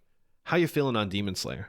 Ooh, I love Demon Slayer. This is bringing back all the joy I had when I was watching Season 1. Season 1 of Demon Slayer, incredible. Don't get me wrong, Mugen Train was pretty good. Having to watch it again, pretty not good. Season 3... we're back at it again. Demon Slayer, king of the animes. It looks better than before. It feels better than before. The story is better than before. Can I just say that, I don't know if this is biased. I don't know if this is just me. Uzui looks so good. Every time he shows up, I'm like, he's just drawn better than everybody else. Dude, he really is. Do you think that's on purpose? I don't know. Yeah, because they do talk about how handsome he is. And yeah, stuff, he's so handsome and so flashy. But you know what else I've noticed too? Unlike other characters, the snake guy doesn't have this with his snake, but when you see Uzui sitting on a roof doing the ninja crouch, right? And he's got those little danglies. Those danglies are animated and they're flapping in the breeze, and he runs and his danglies are doing their thing. And it's damn, dude, you're putting a lot of effort into this guy. Yeah, man. It's just good. It's just so good. It's so good. I think Uzui might be one of my favorite characters, and I didn't think that when I read the manga. Seeing him animated is just so much better. Nice. In fact, I'm enjoying this arc a lot more in the anime than in the manga, which excites me even more for in the future, because I thought that this arc was on the weaker side. We haven't got to the fighting yet, but I thought the fighting dragged on a little too long. I don't know how that'll translate in animation. Okay. But I mean, the arc after this one is my favorite arc in the manga. We'll see how it stacks up in the anime. Yeah. I'm fucking excited. I'm even just excited to see the rest of this arc. Every week I'm excited. Yeah, dude, I'm on board. We basically binged 3 episodes in a row. Didn't even feel like it. Summarize it. These episodes were composed of walking around a town, dressing up as girls, and talking to people. And I was thrilled the whole time. I'm speechless over here. I'm whoa, this show, yo! We finished the last episode, and you were like, there's one more, right? And I was like, no. And you were like, what? Dude, it just didn't feel like it. Oh, man. Okay, so how do you like the girl version of each of the characters? All right. Inosuke hasn't changed. I love it. No, there's one difference. He can't talk. Lipstick. Oh, right. Yeah. Okay. Inosuke, already so pretty, just kind of enhances his features a little. So, I love how Inosuke doesn't change to fit the role, right? Yeah. He just keeps doing the same thing. I feel I actually kind of feel bad for Zenitsu because everybody's just shitting on this guy the whole time. I feel like if they, like, Zenitsu doesn't look particularly masculine. If you just kept his hair the same instead of putting it in those stupid ponytails Yeah. or pigtails, if they kept his hair the same and just gave him a little bit of makeup like they did for Inosuke, he'd probably look cute. I agree 100%. You know, and it's kind of, I get it. It's kind of too bad, but he's like the joke guy of the three, right? I mean, they each have their quirks, but he's like the joke guy that everybody shits on. And so that's kind of too bad because, yeah, he already, you know, has a relative. I mean, they say Inosuke is super pretty, but like the way they draw Zenitsu, he has a much more feminine looking face Right. in the anime. So like if they had just done his hair in a way that framed his face better, he would have looked even more feminine, but they put it up in the pigtails, which, like, you know, it really shows his jawline and you get that square face and it just makes him look more masculine and it's really weird. Yeah. And then Tanjiro, you know, I don't know, they didn't really change him that much. They did nothing. Did they put his hair up in a ponytail? I can't remember. I think they did, but like he already did that at the beginning of the show. Yeah. So, yeah. Nothing changed. Nothing changed. And he talked the same. Yeah. Nothing changed. That was exactly what I want to say real quick is in the manga, it plays out exactly the same way, but you're reading it. So when they say the thing about how Inosuke it's not possible for him to do a falsetto voice. Yeah. That made sense to me. I was reading the other voices in falsetto because they said that. And I felt like the reason they pointed it out is so that you have that in mind that they're speaking in a falsetto voice. Right. But then Zenitsu and Tanjiro just talk normal. Yeah. And I was like, look. To be fair, their voice might have been like a little more high pitch, maybe, you know, maybe they like were a little squeakier, but like it was the same though, so Oh man, there's no difference there. I love the part when Tanjiro's like, I'm a boy, I've been a boy the whole time, I'm sorry I lied, and they were like, yeah, We know. true. Real fact. Remember that one time we had to dress you? We noticed. It's just mostly like, you have done nothing to hide your masculinity at all. You have carried large stacks of suitcases up the stairs single-handedly. Nice. And I'm not saying that girls can't be strong, Oh, no, absolutely. but I am saying that those girls weren't strong. Yeah. So They were courtesans. Their job was to be pretty, delicate, fragile. So when you carry 12 suitcases at the same time, yeah, people are going to get a little suspicious. And how old are these guys? They're like 13, 15? I think they're 14, so 14? somewhere in there. Yeah. So when you have a 14-year-old girl who should, you know, that's like end of middle school, right? Yeah. They should not be that ripped and carrying things upstairs. Kind of obvious.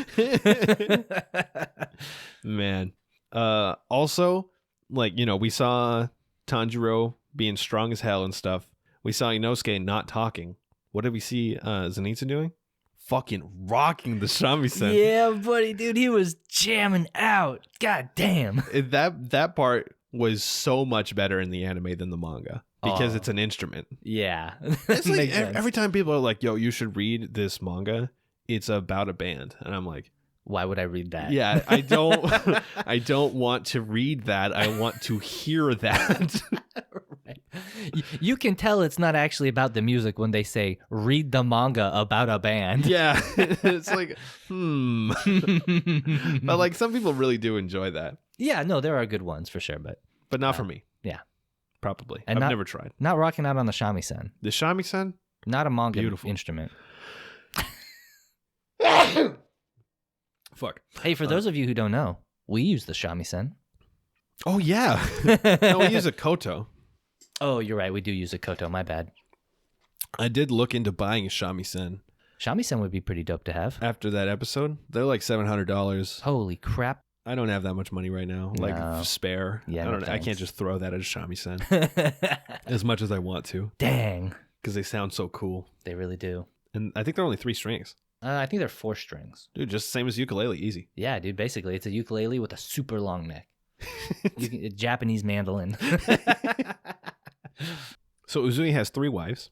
Dude, that whole conversation was so confusing for me for a second. I don't know if I had like zoned out for a moment or something, but he was like, we got to save my 3 wives. And Zenitsu was like, curse you and your 3 wives. And he was like, no, I don't have 3 wives. They're my infiltrators. And they're like, you and your wives. He's like, yes, my 3 wives. And I was like, wait, hold on, please. What? The thing that was most confusing for me originally, reading the manga, the way they worded things didn't translate well in English. And I think that might be the same here, but I'm not quite sure. Okay. Being able to listen to it in Japanese, because I read it in English originally. Yeah. So being able to listen to the Japanese, I think it made a little bit more sense. But because they're a little bit more vague in how they speak. Right. So in the manga, what they said was, we have to go find me a wife.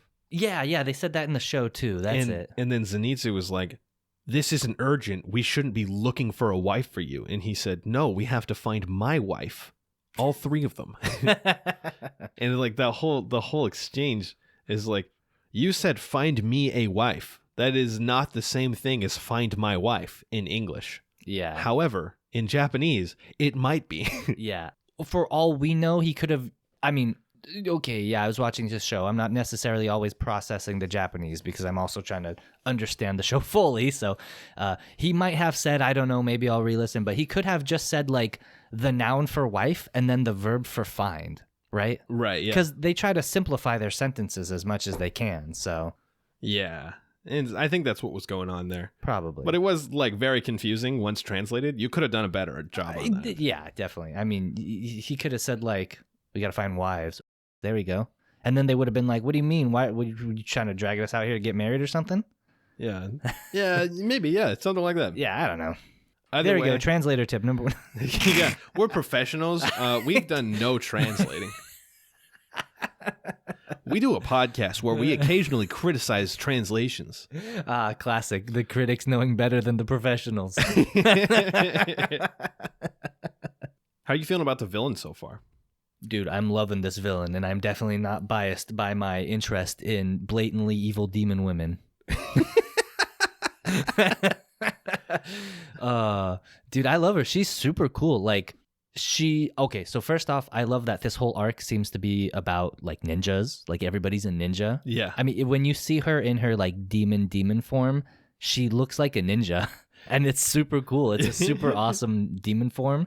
And then she turns into a courtesan and she still looks like, I don't know, she looks like an empress demon. Yeah, she looks majestic too. That too, until she gets all violent.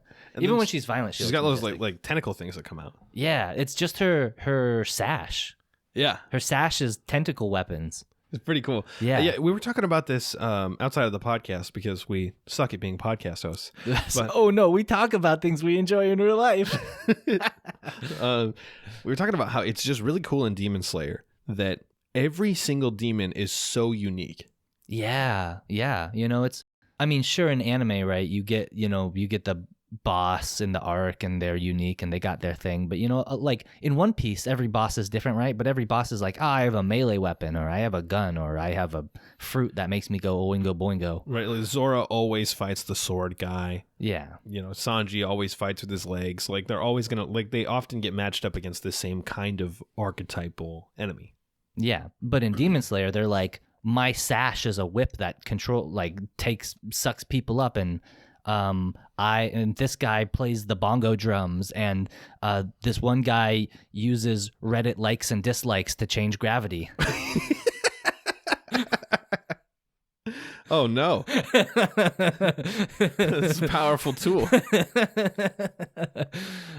Yeah. So I'm so blown away by just how unique, like the villains are archetypes, but they're still unique in their archetype, and then their way of fighting, the thing that like sort of makes them who they are, part of the reason they became a demon, it's all so unique. Even martial arts guy, he's so unique, and part of it's the fact that literally nobody else fights with their hands. True. You're talking about Akaza? Kaza, yeah. Yeah, that's true. Yeah, I didn't even think about that. He's the most normal guy, but he's the only normal guy. Yeah, and so he stands out so much as this crazy martial artist who just flies around and hits people. Yeah. So speaking of crazy things, How you like the muscle mice? The fuck is up with these guys? Yeah, excuse me. I don't know, dude. I do want to say that as far as I can remember, outside of this arc, they never show up again. I'm kind of disappointed, to be honest. I thought they'd be like a mainstay. Yeah. I thought they were like Uzui's right-hand men or something. I'm not sure. I have no idea. In those cases, like, oh yeah, Uzui lent me his muscle mice. Like, what the fuck is happening right in this moment? I like that they just like, they drop it like it's normal. They're just like, the muscle mice. They're here to help. They've brought me my swords. You're like, wait a minute. What the fuck are you talking about? They got the little Uzui headbands on too. Yeah. It's like, is that what? I think, like, you know, they were like, oh, we only train the mice that want to be muscly or something like that. Yeah. I was like, what?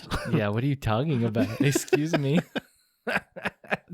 Like, we've seen a lot of weird things in this show, but can you stop for a second and just like lay something out here? This is like definitely one of the stranger things. Yeah. But it was also very funny. I think it's funny because of how much it stands out, you know? Agreed. Yeah, definitely. Another thing about the show, they make the food look so goddamn good. Oh my god, yeah. Wow. Japanese style ramen is literally my favorite food. It's my favorite thing to eat in the world. And goddamn, do I want a bowl after watching that one? You know what I mean? Like, yeah, that ramen was so good. And then Inosuke fucking threw it. Yeah, that asshole. Yeah, this guy. I can't believe he's done it. He's a mountain man. How'd you like his thing where he's like turning himself into a satellite dish, right? Like he can like sense the presence of demons or something like that. Oh and yeah. He like bent his. He was like on his stomach with his legs bent up forward like an antenna. I love that scene so much. The girls walk in and they're like, hey, you need to what the fuck? Oh, dude. Oh, and I know this all technically happened over the span of 3 episodes, but I love how they go and like, we've got to infiltrate, we've got to disguise ourselves. And Inosuke instantly like goes off the rails and just ruins any semblance of disguise he has. Yeah, absolutely. So like, what are you doing? But yeah, I love his ability to sense. It's kind of wild, you know. Tanjiro, he can smell everything. Inosuke, he can hear everything. You mean Zenitsu? I mean, Zenitsu can hear everything. And Inosuke, I was like, you know, what's up with this guy? He's like a beast. He can smell well. He can hear well. He can see well. Like, does he do that better than them, or is he like kind of mediocre at it all? But now he's like a radar dish. Yeah, he's got like sonar. He just what is going on? Stuff. Yeah, he's got that animal instinct. He just knows. Fucking really wild. Cool. Yeah, I like that they each have different, unique things. Me too. I also really like in this arc in particular. I feel like Tanjiro gets less screen time than Zenitsu and Inosuke. Yeah, and I think that's really good. It really emphasized. I mean, we haven't seen Nezuko at all.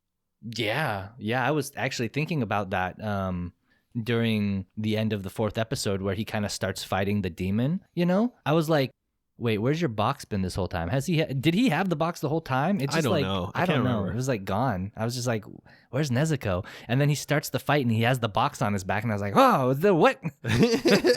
Why did you put that on just to fight? But yeah, we get a little bit more, you know, we see a little more Inosuke, a little more Zenitsu, and I feel like it helps to flesh out their characters. And I think especially Zenitsu shines a little bit more in this arc. You know, they're emphasizing things like, you know, listening to his thoughts on stuff and stuff like that with Uzui around. Yeah. And I really love it too, because, you know, he still is kind of his whiny personality and stuff, but he plays off a lot more mellow, I feel like, so far in this arc. Like he's, you know, a little more experienced, a little more level-headed. You know, it shows some growth too, definitely. Yeah, I also really, you know, almost all shonen have a time skip at some point. Demon Slayer just does a bunch of them occasionally. Yeah. Like, well, they'll just be like, well, it's been 6 months. It's like, right? All right, cool. In the beginning, you know, Tanjiro talks to that trainer guy. He's like, you must split that rock. And Tanjiro was like, oh, damn, that's going to be hard. And then it just shows them like suddenly really buff smashing the rock. And they're like, after 6 months of training. It's like, oh, what? Yeah. So, yeah, I think it all works well.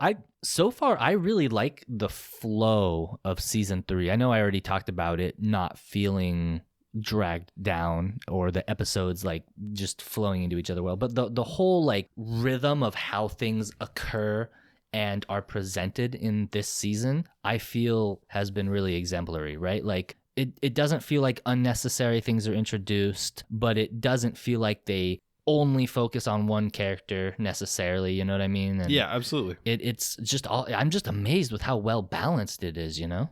Yeah, and I can't wait to see how they handle the rest of the season. Absolutely. It's the end of our season. Should we rank? It's not over. Yeah, I don't know. That's a tough one. I rank Mugen Train exactly where I ranked it before, but 1 point lower for having to watch it again. I was gonna say we should rank season 1 and then Mugen Train the movie and then season 2 and then how season 3 is so far. I disagree with all of that. If I have to slap what we watched of Demon Slayer season 3 so far alone into my ranking, I rank it, I don't know, slightly below Platinum End, but like 5 notches above 86. Yeah, that's fair.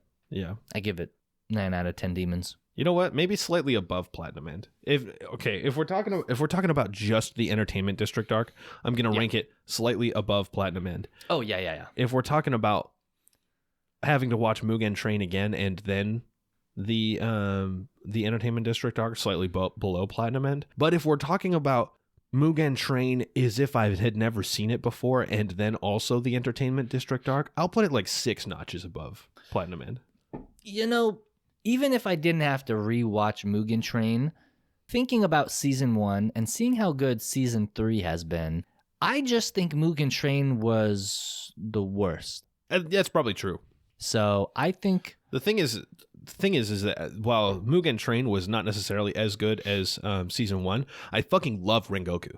yeah, the whole Rengoku thing, that was fantastic. I'm really sad that his entire story arc took place on this boring ass train fighting a honestly kind of boring blobby sleep monster. The part with Akaze was really cool. Akaza. The part with Akaza was really cool. Too bad that was only like 2 episodes worth of stuff. True. If the whole thing, dude, if that whole arc had been like hunting down and battling Akaza, that might have been really dope. Yeah, I still think that, Platinum End is fun. I think Mugen Train was still probably better than Platinum End. I don't know. As a movie experience, I definitely rate Mugen Train much higher than Platinum End. But as an episodic anime experience, I think I have to rate Mugen Train lower than Platinum End. That's fair, dude. So I will give Demon Slayer an unfair ranking because it is in the middle of stuff right now of 9 Nichirin swords out of 10. Nice. Are you not going to rank it? I did. I gave it 9 out of 10 demons. Nice.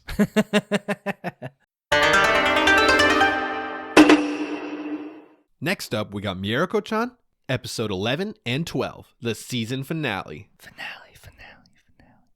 Is it the finale? I think it is. Yeah, of course it is. Okay. I already knew that. Damn. Tested you. You Ah. fucking failed. Oh, no. I love this show very much. I love the show so much. This is one of the best payoffs ever. Like, watching the climax build, the introduction of Zen in episode, I want to say 2 or 3, right? Yeah. And showing us the cat spirits coming off of him.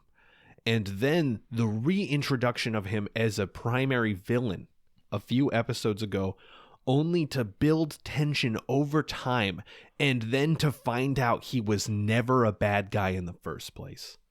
That was so powerful. That was like game changing. It was like, this is literally one of the best payoffs I've ever seen. Yeah. Really, though. I mean, like, this. Oh, I can get into it more a little bit later, but the whole second half of this show is game changing. It's just escalated constantly. Remember when we thought this was just going to be like a week to week, haha, funny ghost guy? Yeah, exactly. We were like, oh, that's kind of cute. They're doing ghosties with the Slice of Life weekly stuff. Oh, that's nice. And now it's like this big whole lesson about things are never as they seem, and you gotta, face things head on and have fun with your friends and love life. And it's like, damn. Oh my God. Going heavy. I can also, now that we know that Zen is a good guy, I can confidently say Zen pretty hot. Not allowed to say that until you know he's a good guy. I don't want to say that about a dude killing cats. It's not, I love cats. That makes your hotness go down a lot. No, I agree. I mean, you remember how I would like skirt around trying to say that in the earlier episodes. Yeah, I don't like it. If if that's the thing you do, first of all, fuck you. You're the worst. Yeah. And second of all, your hotness has reached 0 automatically. You're in the negatives. Yeah. Yeah.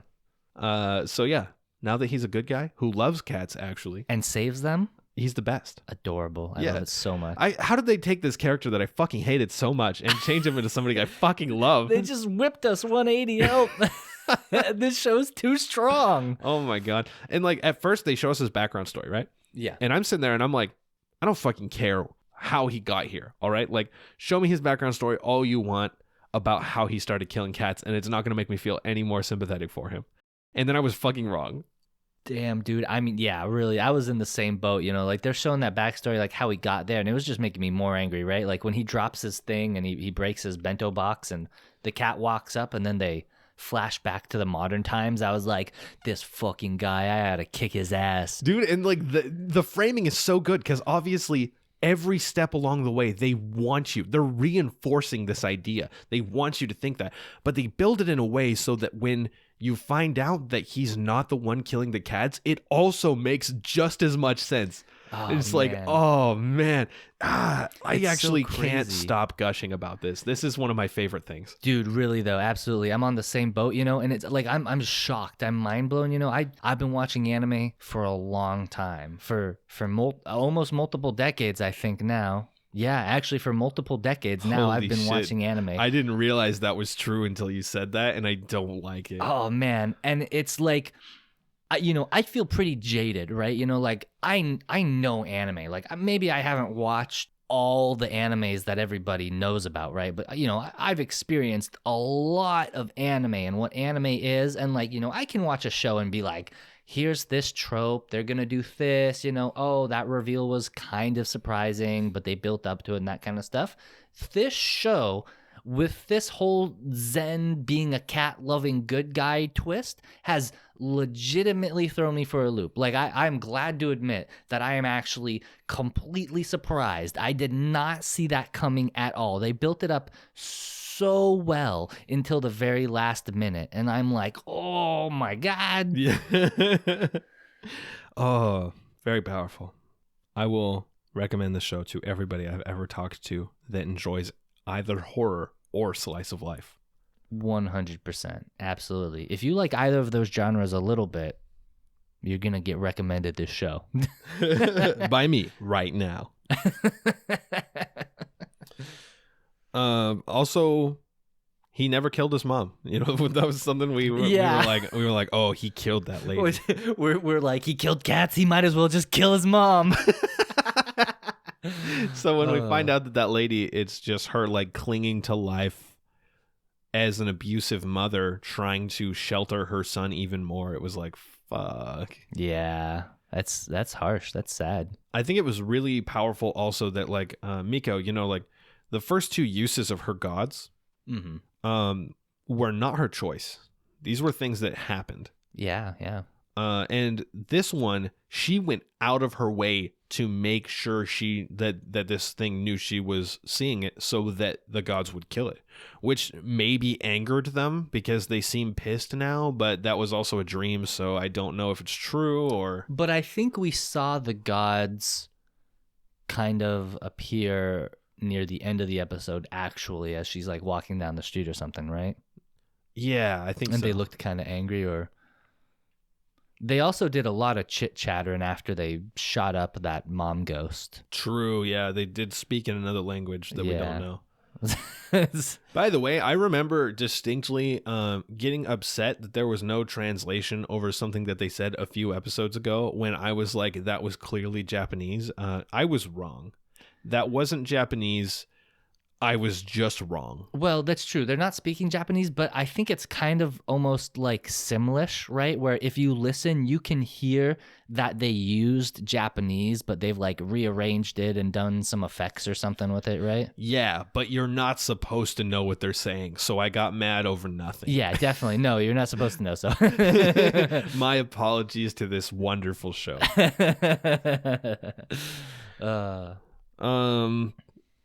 Honestly, like that the mom ghost was very scary, but also just seeing how she treated him as a child was also just terrifying. I felt so bad for him.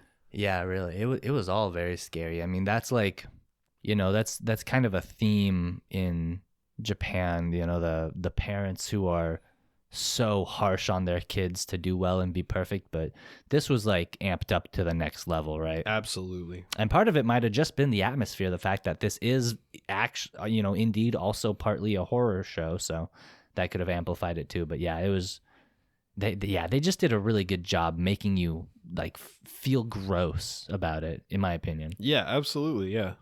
And I love that his childhood friend that was with him the whole time that like kept talking to him ended up actually being a character. Yeah, that was awesome. I loved that. And he was a vet and all that. That was adorable. Yeah, it was really cool. Perfect.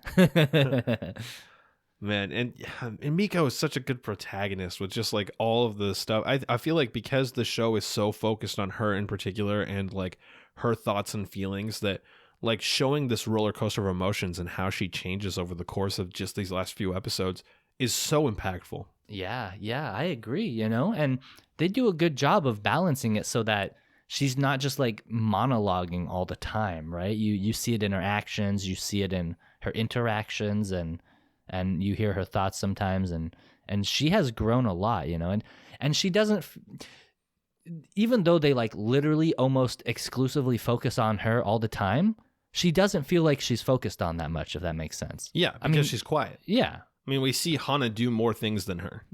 True. She does a lot more. She talks a lot more. I really like the scene when Hana's like, "Hey, you want to go, get some whatever? Want to get some food?" Because that's what Hana does. Yeah. Then Miko's like, "Oh, sorry, I actually have plans today." And then Hana's like, "Oh, you got a boyfriend?" And she's like, "Yeah, I got a boyfriend." And Hana's just like, "Sure, then I'm going to go eat with my boyfriend also." Yeah. Hana just like straight up, like Hana's the one joking about it, but she's also like, "Yeah, fucking right." Oh, dude, so savage. It's just definitely because they're gay. Like, yeah, 100%. Dude, I'm actually like convinced that Hana is. Like, I think legit, she is, yeah. I totally think she is. I mean, you can cut out the obvious innuendo and she's still totally gay. Yeah.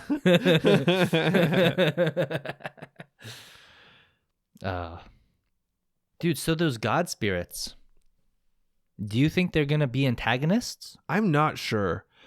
I think Miko thinks they are. I agree 100%. Honestly, like after the last antagonist turned out to not be an antagonist, who fucking knows? Yeah, right? This show has consistently gone, look at these evil things, and then at the end they're like, just kidding, it was never evil. Yeah, like even there was a spirit that was finding the spirits in people and ripping them out. Yeah. And like the whole time Miko was like, holy shit, it's gonna kill me, and then it like saved somebody and left. Yeah, it's like it very consistently right? They've been like, look at this bad thing. And just kidding. Or like even the old man who was reciting those numbers. Oh yeah, and it was just the code to the box so he could restore sanity and memory to the old woman. Dude, to be honest, like how did we not realize that Zen wasn't a bad guy?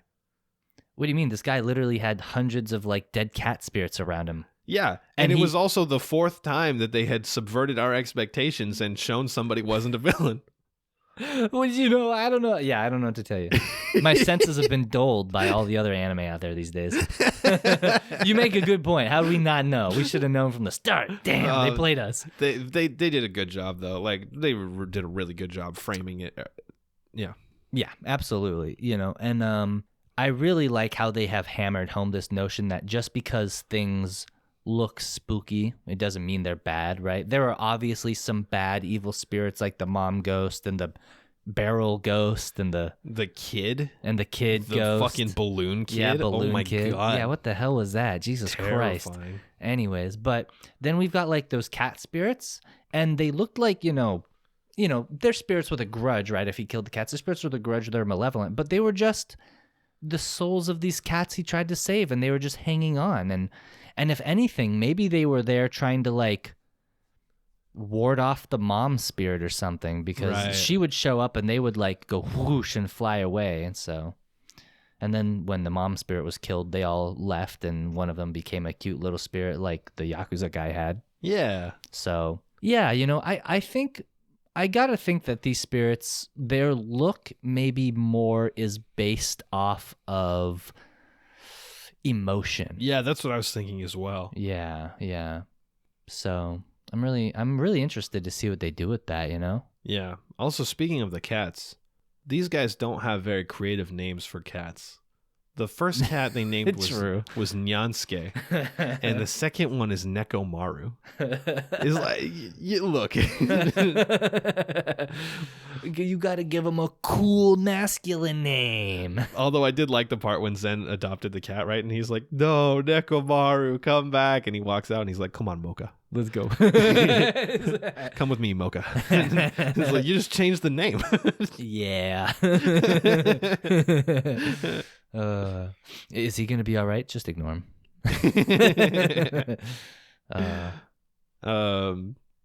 Oh, and then the scene with Zen also that we got later was like, you know, he found the actual cat killer, and then the next thing we see is a missing poster from that guy. Yeah. We're like, oh, is he actually maybe not? You know, I'm not gonna say that makes him not a good guy, because like, fuck that guy. Yeah. Zen's like Batman. He's got a rough past. He's got some darkness in him, but he's out there to do good for the people. Yeah, the cats. The cats. Specifically the cats. Yeah, he doesn't give a specifically shit the about the people. Fuck the people. He doesn't even learn his own students' names. The only person he knows the name of is Miko and I think Hana. I think that's it. But he still said Hana's name wrong when she showed up to visit him. Oh, true. He was like, you're Yokomawa. Yokohawa. She's like, Hannah. He's like, yes. That's what I meant. That's what I said. Yeah. Yeah, so overall, ranking time. Time to get ranked. I think that maybe this is... Why don't you go first? I want to hear your thoughts real quick. My thoughts or my ranking? I want to hear you... Yeah. All right. I'm just going to drop my ranking. I'm going to drop it. Are you ready for this? I'm ready for it. All right. I'm going to give this show 10 butt buns out of 10. Yeah. I think I'm going to give it 10 evil gods out of 10. All right. Evil gods, butt buns. That was like, I was just about to just drop my ranking, and then I was like, maybe we should discuss first. But yeah, I genuinely think this show is a 10 out of 10 show. Yeah. I will admit, I think it does start off kind of slow. When we were like 7 episodes in, I started watching the show with somebody I know a little bit. And probably like 4 or so episodes in, they were like, does this show ever change? And I was like, what do you mean? And they're like, well, the whole show is just her avoiding spirits. Like, does she ever fight them? Does she ever like do anything else? Or is it just this the whole time? And I was like, oh, that's a good point, But things do change, it's just, I couldn't spoil that, And so it's kind of tough because, basically you got to have somebody come in and be like, look, if you think the show is slow now, it gets really good. Or you're going to really like the show. Or maybe even after the show gets good, you won't like it. I don't know. But, but I think it's necessary. And looking back on it, I think it's all really good. Because everything's important. There's no wasted time. Nothing is wasted. So I don't think I can drop my score because the beginning's a little slow. I think the beginning is a little slow so that you drop your guard for what happens later. Yeah, and I agree with that too. Absolutely, It's like a literary tool. Yeah, exactly. They're using some high-end literary devices. This gets to go in the Recasters Hall of Fame as a perfect 10 out of 10 show for me and Jesse, and probably not Chip. In my opinion, flawless, and probably not Chip. Yeah, Chip did not watch this show. I think if he did watch this show, he would not have enjoyed it as much as we did. He definitely would complain more than we did. Or just have less to say. What other shows have we given a 10 out of 10? I don't even remember, to be honest. Tower of God, I think. Did we give Tower of God a 10 out of 10? At least one of us did. I think I gave God of High School a 10 out of 10. At least one of us did. So far? Ooh, To Your Eternity. That had to have gotten a 10 out of 10, right? No, because it had so many plot holes. Oh, you're right. Oh, well. Is this the only show that has a 10 out of 10 consensus so far? Well, to be fair, we have lowered the number of votes needed to make it consensus by 1/3. So take that, Chip. Don't drag our average down, you motherfucker. Yeah, so far this might be the only show where have we had other shows where even two people agreed it was a 10 out of 10? I'm not sure. I'd have to look at the list of every show we've ever watched. Yeah, this is a tough one. Oh wait, It Invaded. Right. Did we give that 10 out of 10? I don't think I did. I'll give it a 10 out of 10 right now. I love It Invaded. I always reference It Invaded as one of my favorite animes of all time. And I still might give it a 9 out of 10 because the plot had some issues. I will give it that. Of course. Yeah. But Mieruko-Chan, it didn't. There were no issues. It was all flawless. Man. All right. And that brings the Recasters seasonal ranking to number 1, Mieruko-Chan. Number 2, Demon Slayer or Platinum End, depending on whether you're asking me or Jesse. Number 3, Demon Slayer or Platinum End, depending on if you're asking me or Jesse. And number 4, 86. Number 5, Joran. Number 22. Everything else we've ever watched. And then last, GB8. That is our official season ranking. I hope everybody enjoyed the season as much as we did. I'm really sorry for the break. Next week, we should be back with our bonus episode as long as all goes according to plan. And then we should be back the week after that with our brand new season. Thank you all for listening. I hope everybody had a Merry Christmas and a Happy New Year. And we'll see you next time.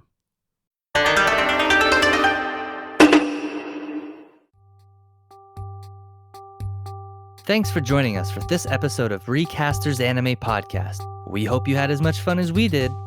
Feel free to check us out on Facebook. We post anime-related memes there almost daily.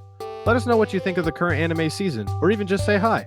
You can look forward to weekly releases every Tuesday morning on platforms like Spotify, iTunes, Google Play, and Stitcher. Tune in next week for more anime discussion. Ja! Mata raishu!